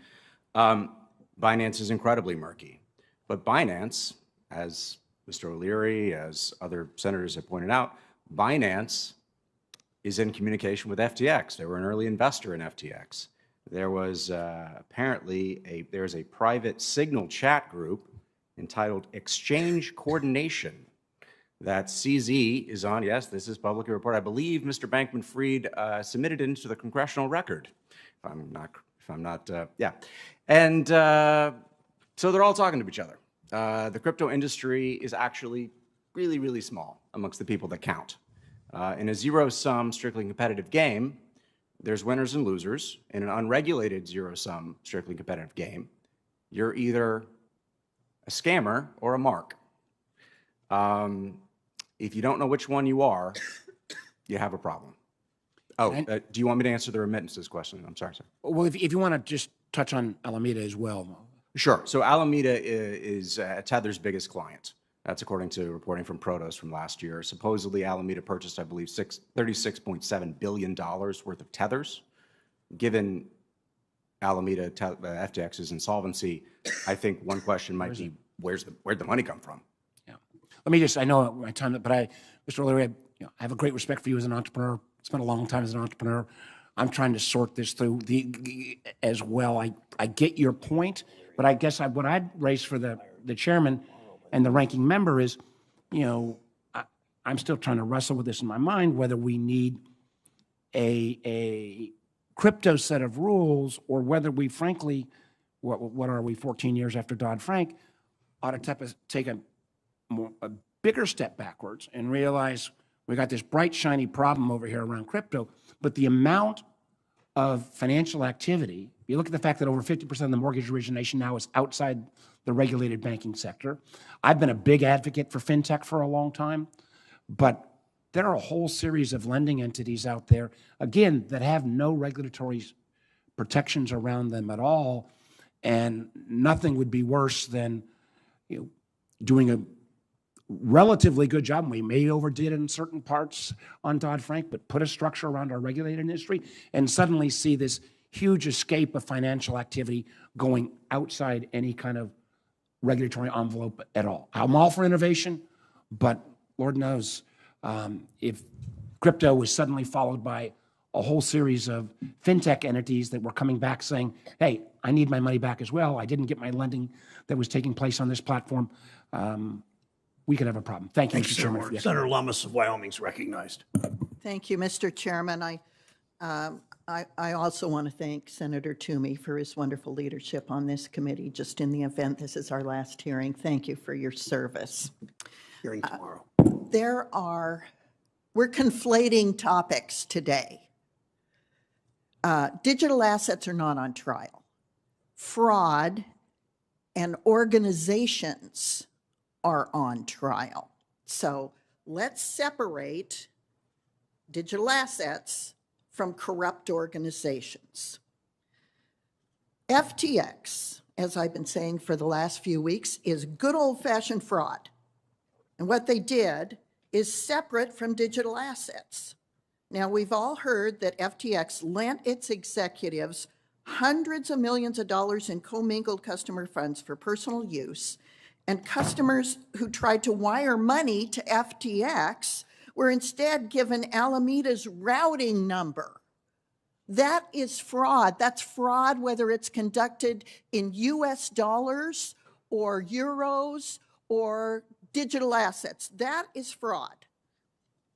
Additionally, even though FTX was a multi-billion-dollar enterprise, it had a shocking lack of corporate controls and enabled affiliates to conceal the movement of money and take on enormous liabilities, enabling the misuse, they misused customer assets that were supposed to be appropriately safeguarded. FTX, in its terms of service, said, title to customer digital assets always remain with the customer. Now that we know is a lie, and now millions of FTX customers around the world will suffer. So FTX is a failure of people safeguards, and regulation. It's not a failure of technology. The people of the digital asset industry need to get really serious about risk management and compliance with things like anti-money laundering laws, and that's why we've seen a failure of a number of firms engaged in riskier practices, even for the digital markets this year. So one question people should ask themselves is how FTX grew so quickly. They were founded in 2019 and grew to be one of the largest digital asset exchanges in just 2 years. So you look at other companies like Kraken, Coinbase, and Bitstamp, they've been around for a decade. They've grown organically.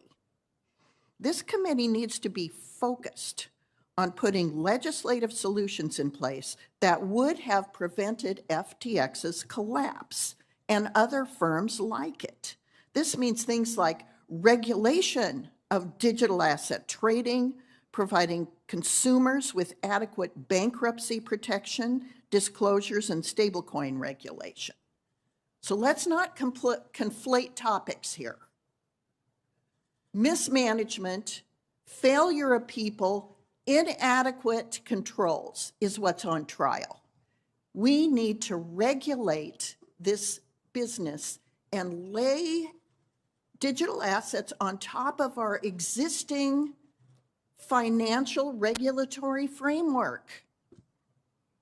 Questions?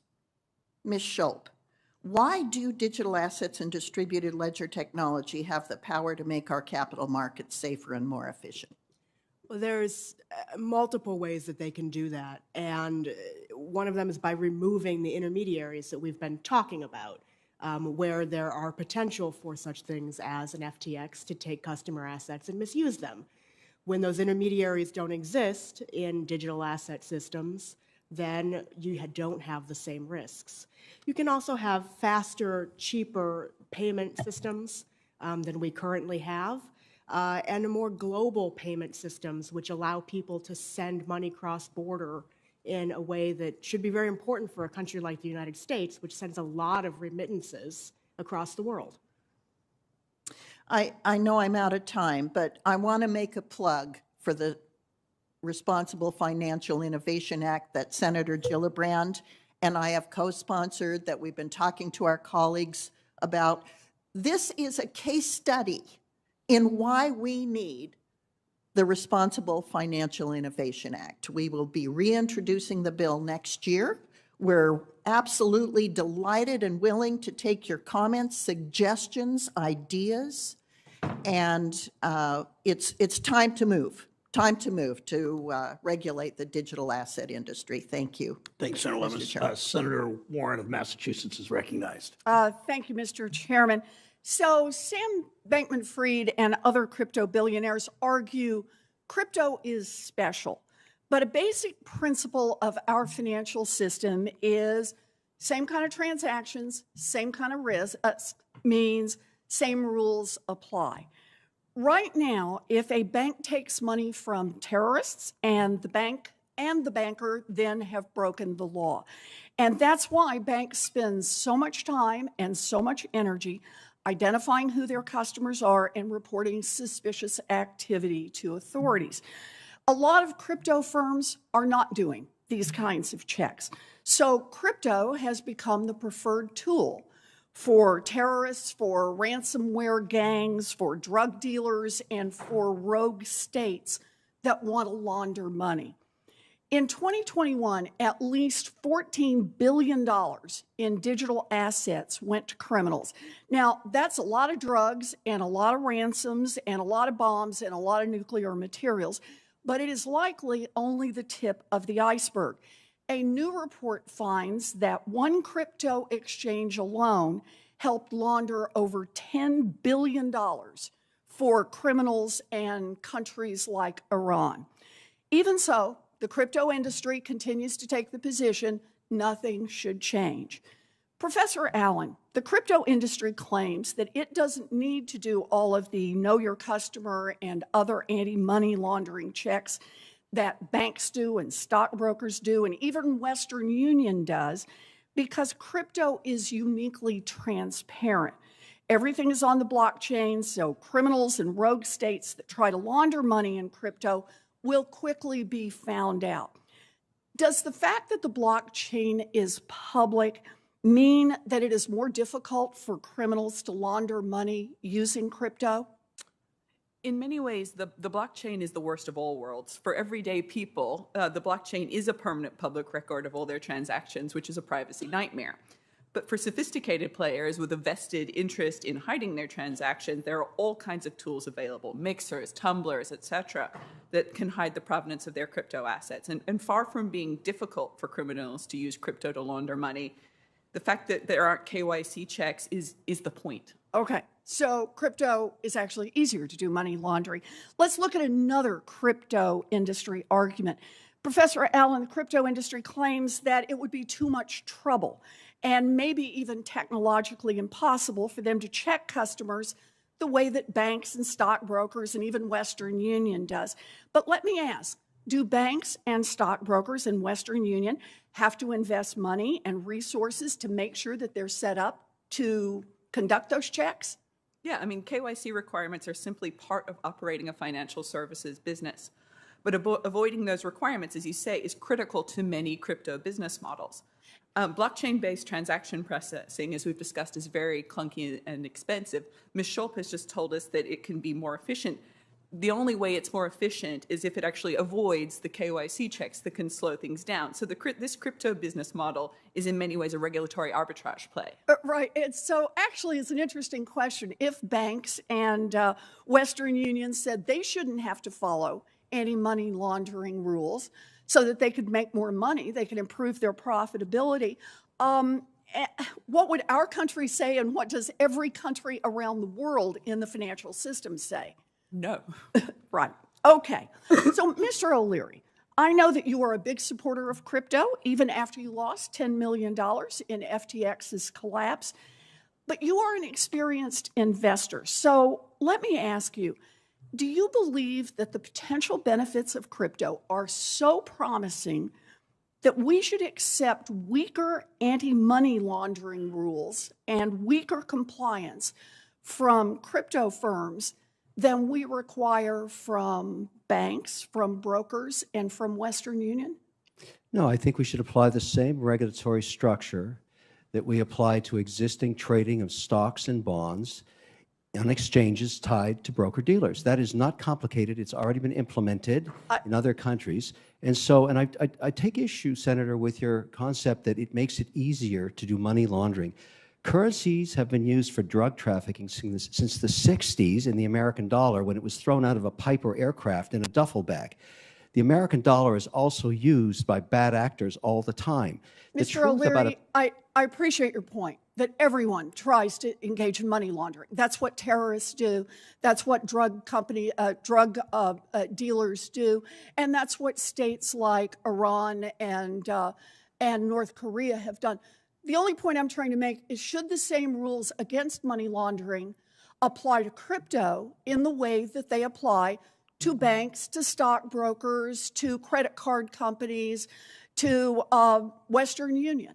And I think your answer to that was yes. Is that right? No. Mr. O'Leary, you have 30 seconds. Keep your answer short. It's not yes. I'm just saying, if you know your client rules on both sides of the transaction and use a crypto such as USDC that is regulated, you solve this problem, Senator, overnight. Well, I appreciate that you want the same kind of rules to apply to everyone, and we can talk about what's needed to make that happen. You know, the dark underbelly of crypto is its critical link to financing terrorism and human trafficking and drug dealing and helping rogue nations like North Korea and Iran. Crypto doesn't get a pass to help the world's worst criminals, no matter how many television ads they run or how many political contributions they make. It is time for Congress to make the crypto industry follow the same money laundering rules as everyone else.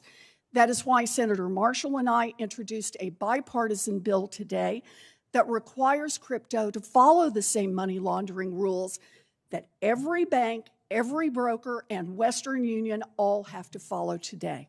Thank you, Mr. Chairman. Senator Van Hollen of Maryland is recognized. Thank you, Mr. Chairman, and let me add my words of appreciation to Senator Toomey for his leadership on all sorts of issues. I've disagreed with Senator Toomey many, many times, but I've also had the opportunity to work with him closely on lots of issues. So, Pat, thank you. And thank all of you for being here. You know, over the last more than 2 years, I think this committee has been trying to take a crash course on crypto and understand all its implications. And I think the fact that we have 4 very bright individuals here with diametrically opposed views is an illustration of the challenges we're facing as a committee. But I do want to pick up where my colleague, Senator Tester, did. Because the question is, where do we go from here? And on the one hand, the impulse is, of course, to want to protect consumers. On the other hand, we want to make sure that in the process of trying to do that, we don't give a government imprimatur to a system that is so inherently risky and without necessarily any, as at least 2 of our witnesses said, underlying value. So, Professor Allen, if you were king, queen for the day, what would you do right now? And let me just say, we've got the SEC. The SEC clearly has the authority and power to go after fraud, and we need to make sure they have the resources to go after fraud in this area because it's grown very fast. But beyond using the existing tools, what would you do going forward? If I were queen for a day, I would ban it. But if I were someone who was dealing with multiple constituencies and realized that that might not be viable, I think the path I would take would be to strengthen banking law, what I've been calling Glass-Steagall 2.0, and make it quite clear that banks simply may not touch crypto in any way, shape, or form. And then I would give the SEC more money. I would pass legislation that makes it clear, abundantly clear, that all crypto is a security. And to be clear, the definition section in the securities legislation doesn't just list investment contract. This isn't just about the Howey test. There's all kinds of securities that don't go through the Howey test. Bonds are just listed. If it's a bond, it's a security. So we could say, if this is a crypto asset, it's just a security. You don't have to go through the Howey test framework. And then we apply all the securities laws robustly, and I think that is the best way forward. Thank you. And is it Mr. Shanken, Mackenzie Shanken? Yes, sir. You can also call me Ryan Atwood from the All right. All right. Well, in that case, listen. Let me appreciate your testimony. The bottom line, as I understood, is you said we should just deal with this and regulate it like it's gambling. And I've been listening. I've been listening to analogies to Enron. I've been even analogies to the mortgage meltdown, mortgage-backed security meltdown. At least in those cases, they are backed by real assets, right? In the case of Enron, you've got an energy-producing company. In the case of mortgage-backed securities, it was an outrageous scandal. At the end, there was it was supposed to be backed by real houses. What is this backed by, if I could ask you? What is this backed by at the end of the day? Nothing. It's a story. Robert Shiller, the Nobel Prize-winning economist, talks about how economic narratives form. They're in response to real events. In this case, with cryptocurrency, I would argue the genesis was the subprime crisis. The Bitcoin white paper, released in October of 2008, was perhaps well-intentioned. It was intended to be a peer-to-peer currency that would avoid all intermediaries. So the story has understandable appeal. I think if crypto serves any function, it's to highlight the myriad failures of our regulated system and our banking system and our American economic system to provide people with a fair shot at the American dream, or what's left of it. That does not make the story true, however, the story of cryptocurrency. What it does is lend it enormous power. And these stories spread, as Shiller describes, like viruses, infecting one person to another, much like a multi-level marketing scheme, but for the digital era, instead of a 5-hour Tupperware party, you get a 60-second TikTok video. And you're encouraged to invest because you see other people investing. They call it FOMO, fear of missing out. We used to call it greed. People get very excited. These bubbles build up very big, but then they collapse very swiftly. And I think that's what we're seeing now today. Thank you. Thank you all. Thanks, Thank you. Senator Van Hollen. Senator Cortez Masto of Nevada is recognized. Thank you, Mr. Chairman. I too want to my kudos to our ranking chairman. Thank you so much. It's been a pleasure to work with you. I too, we've not agreed on everything, but you are a gentleman, and I do always appreciate the opportunity to have an open line of communication with you. So thank you. To everyone here, thank you. This obviously is something we have been working on for a period of time here, and really appreciate the insight you all bring.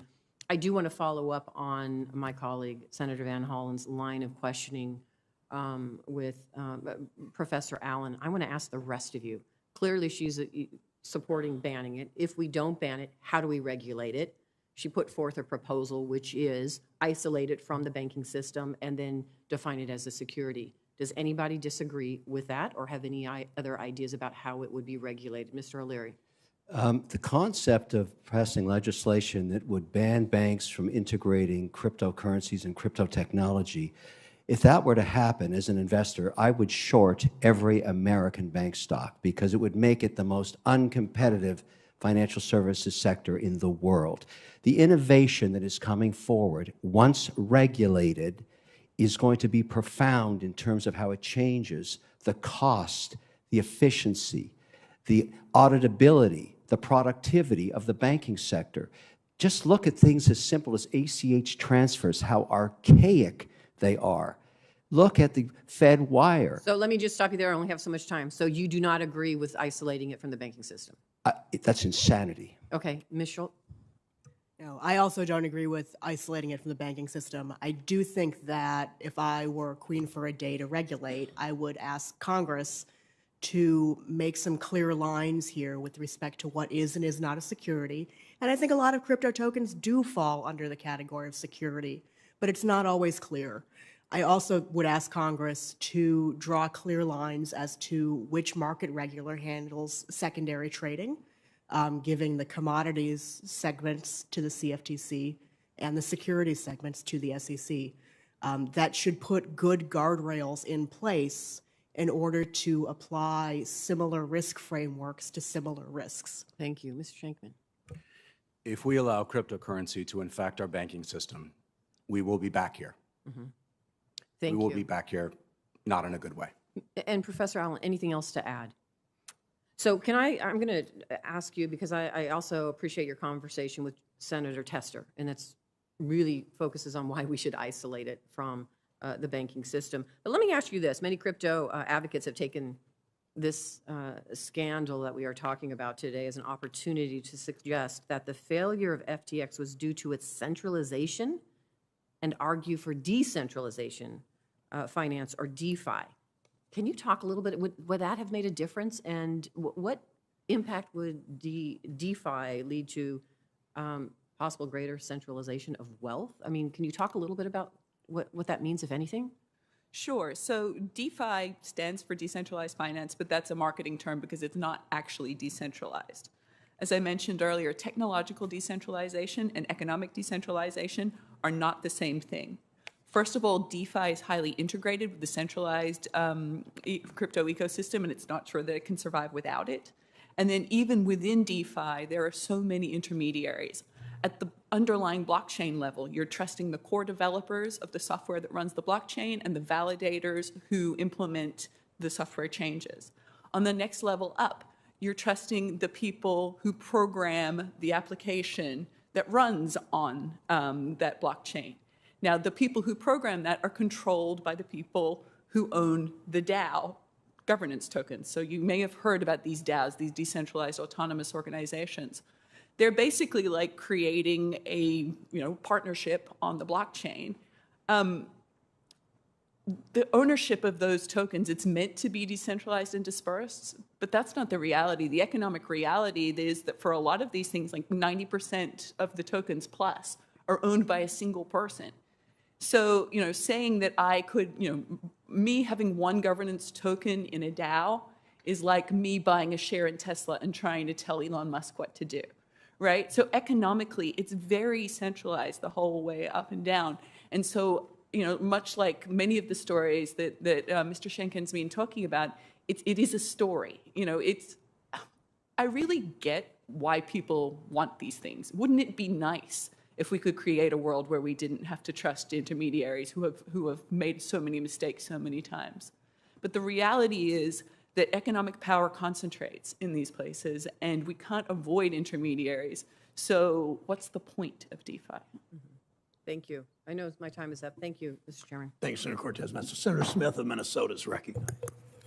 Thank you, Chair Brown. I'm going to direct my first question to Professor Allen. So the collapse of FTX is shocking, but it's hard to say that it's surprising, right? I mean, it's hard not to conclude that this crypto exchange and its related firm, Alameda Research, completely failed to safeguard the money of the people they entrusted their money to there. And we shouldn't lose sight of the fact that millions of dollars disappeared overnight, and that this is money that belonged to people who couldn't afford to lose their money. So, Professor Allen, I want to get at this question of consumer protection pretty quickly. So people are free to invest their money pretty much however they want to, but they deserve to know that the market is fair and that there are rules that protect them from bad actors, so they're not getting ripped off. So exchanges and firms that buy and sell stocks and commodities are required to keep company money separate from their customers' money. They don't get to gamble with their customers' money without asking permission first. Is that correct? Yes. And that's not the case with what we saw with FTX, what we see often in crypto. Is that true? I mean, they often say in their terms of service that they won't do it, but they do it anyway. Yeah, I think that's right. And when a firm is being paid to give advice to their customers on how to invest their money, they have to put their customers' interests first, right? That's the basic fiduciary responsibility. Is that the case in crypto right now? So, I mean, I think there's a big concern here about crypto being incorporated into things like pension funds and also into 401k plans. So the Department of Labor has been very clear that they don't think that this is the type of thing that belongs in any kind of sort of retirement saving. Unfortunately, Fidelity has made the move to allow people to invest in Bitcoin through their 401k plans, and I think that's highly problematic. Yes, and Senator Warren and Senator Durbin and I have sent letters to Fidelity and have urged the Department of Labor to follow up on this because they have this highly volatile asset that does not appear to be, it seems to be exactly the wrong kind of thing to put in a retirement account where you're looking for more stable, more stability over the long term, right? Right. And let me just ask, just following up on what Senator Warren was focusing on, banks and other financial services firms have the responsibility, the duty to know who their customers are. That's how we protect against money laundering. Is that the case in crypto? No. And I mean, I think generally speaking, there's sort of a failure of gatekeepers all over the crypto industry. You know, we've talked about we don't have the auditors being able to exercise oversight. We don't have KYC functions there. Another failure of oversight is the venture capital firms, right? We sort of expect them to exercise restraint and exercise diligence before lending their reputation to these businesses. But venture capital firms were throwing money at FTX and similar firms without doing their diligence. So I think, as I explored in my written testimony, one of the things we can achieve by enforcing the securities laws is actually holding venture capitalists to account a little more because of potential liability as statutory sellers of unregistered securities. Yep. So I agree with that. I think that the crypto world of FTX shows us what can happen when we don't have basic consumer protections in place. And you know, crypto is a relatively new thing, but we know what to do to make sure that our markets are fair and that financial institutions know their customers. So it seems to me that our job here is to enforce the laws that we have, make sure that we are plugging holes where they exist, and making sure that our enforcement agencies have the authorities and the resources they need, or we're going to see more disasters like this. Mr. Schenken, I would like to follow up and ask you a question. I want to talk about the external impacts of crypto.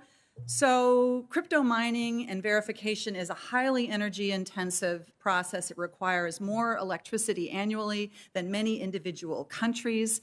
The worst offender is Bitcoin, but this is a widespread problem. In the U.S. alone, crypto operations require as much electricity as all home computers or residential lighting, and this is, of course, contributing to our challenges around carbon emissions. And then there's the issue about crypto mining exacerbating local noise and air and water pollution as well. So lots of externalities, as we say.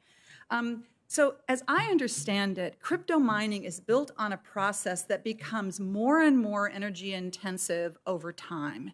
Is that correct? Yes. So it's inherently inefficient. Is that Yes. correct? The technology is bad. And so where is the benefit of this kind of innovation, and how should we think about the impacts of this when it comes to the climate and energy use impacts? Because in fact, when crypto mines are located in communities, those communities often see their energy prices go up, their energy rates go up. Is that correct? That's right. I visited the largest crypto mine in the country, Windstone, which is in Rockdale, Texas, just outside of my hometown of Austin, Texas. Local citizens are upset. It raises the cost of electricity for all citizens, and it also uses an enormous amount of energy. It took over a former Alcoa aluminum smelting plant that had been abandoned, and now we are using it to mine ephemeral digital assets of no productive value. I think that says a lot. Thank you. Thank you, Mr. Chair. Thanks, Senator Smith. My understanding is Senator Sinema is joining us remotely.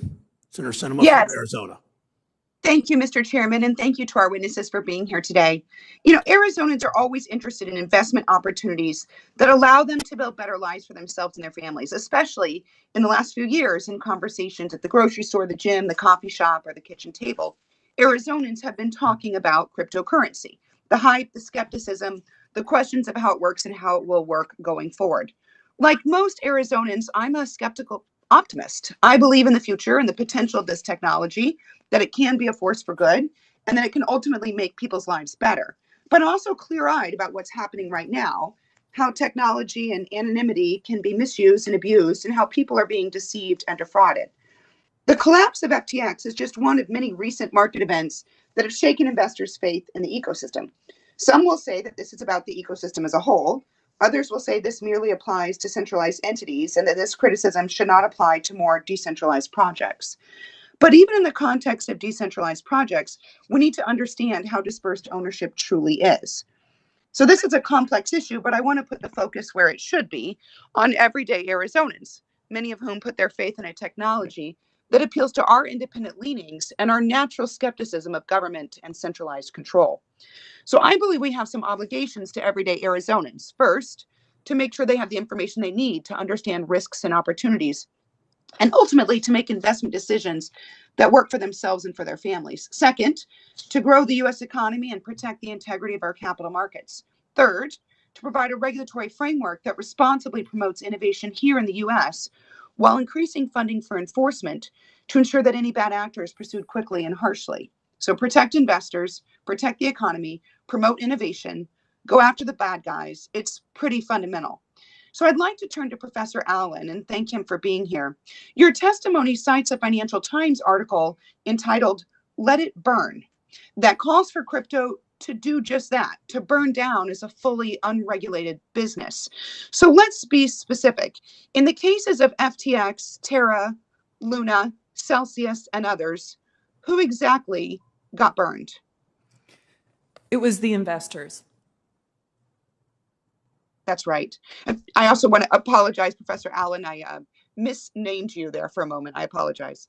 In other words, it was investors, right? Everyday Arizonans, people who work hard for the money they make and are just trying to provide for their families, save for their kids' college, or take that vacation they've always dreamed of.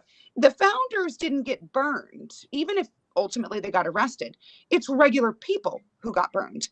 And that's why it frustrates me when people say flippantly, "let it burn," because that's the hard-earned savings that everyday people invested in good faith with promises of big returns. And for FTX customers, all of that is now gone. Now, most people had no idea they'd find themselves as unsecured creditors, unlikely to get back the investments they'd entrusted to Mr. Bankman-Fried and others, and they're last in line behind banks, lawyers, other lenders, and venture funds. For months, I've had people in Washington tell me and my staff that new legislation isn't necessary here. They say that there's sufficient regulatory authority and that the regulator should just handle it unimpeded. But my question is, where were the regulators? I was encouraged to see fraud charges pressed against Mr. Bankman-Fried and his subsequent extradition and arrest. But let's be serious, that was reactive, not proactive. And frankly, it's the least that government could do.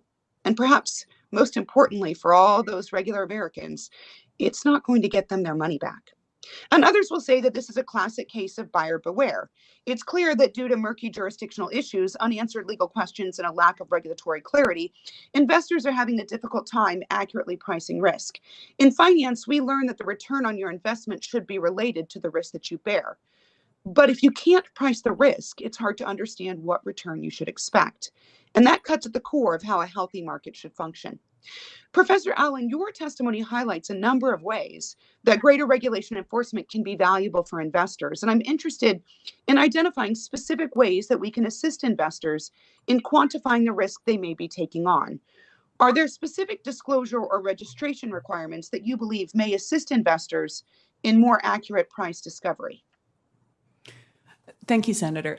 So first of all, I want to point out that the let it burn argument may seem harsh, and it's not one that I advocate for this reason, but it may seem harsh to the individual investors, but it's advocated in the sense of trying to protect people who haven't invested in crypto from broader financial failure. So it's not as harsh as it might seem.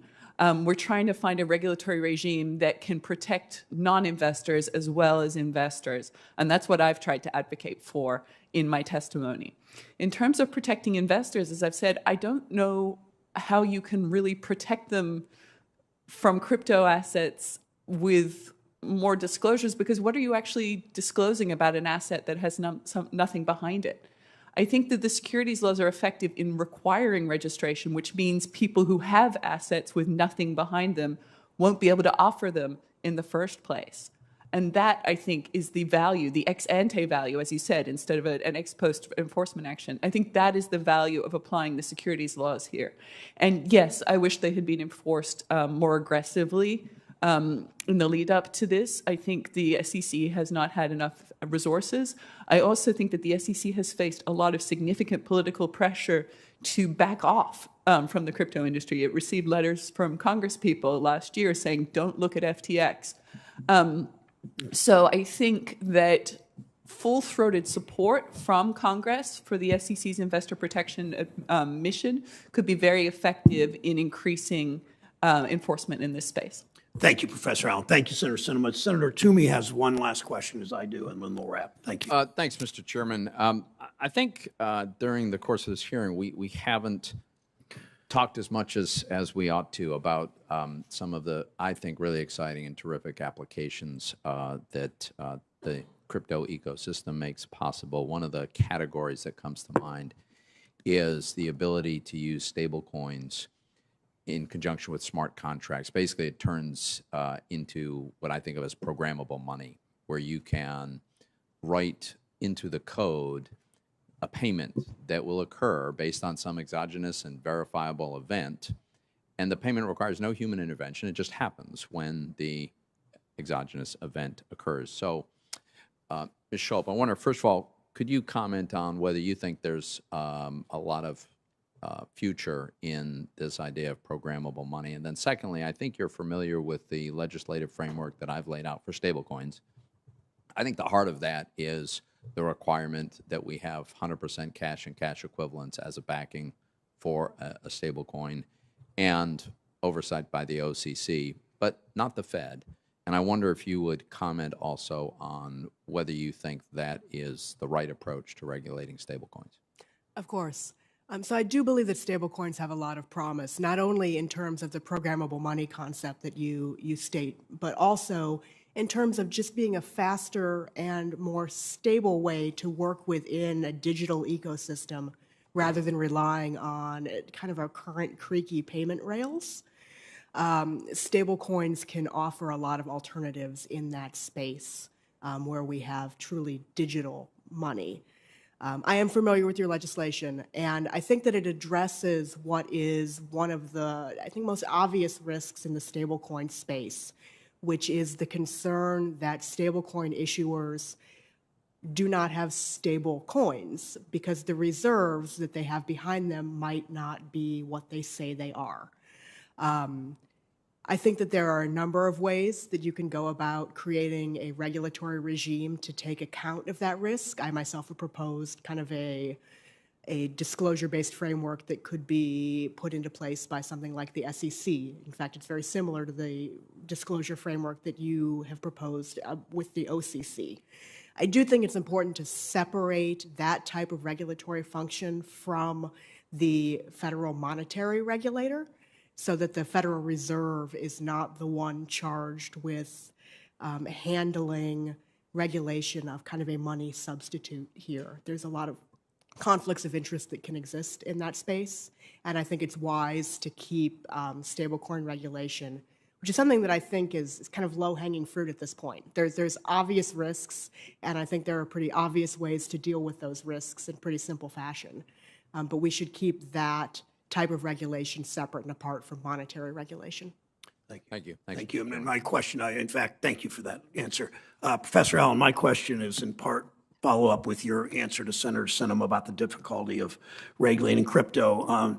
Crypto firms have called for regulatory clarity, is a term that some of them use. Do you think crypto platforms could mostly comply with actual regulations? No, I don't. And I think when they're calling for regulatory clarity, what they're asking for is bespoke regulation that they can comply with. Okay, good answer. Thank you. Thanks to the witnesses for your testimony. The events of this week should be a warning to others about accountability, not just in crypto. How we discuss crypto from this point forward will define crypto markets for the future. For senators who wish to submit questions, for the record, those questions are due Wednesday, December 21st. Witnesses, we ask you within 45 days to respond to any questions. Thank you again. The committee is adjourned.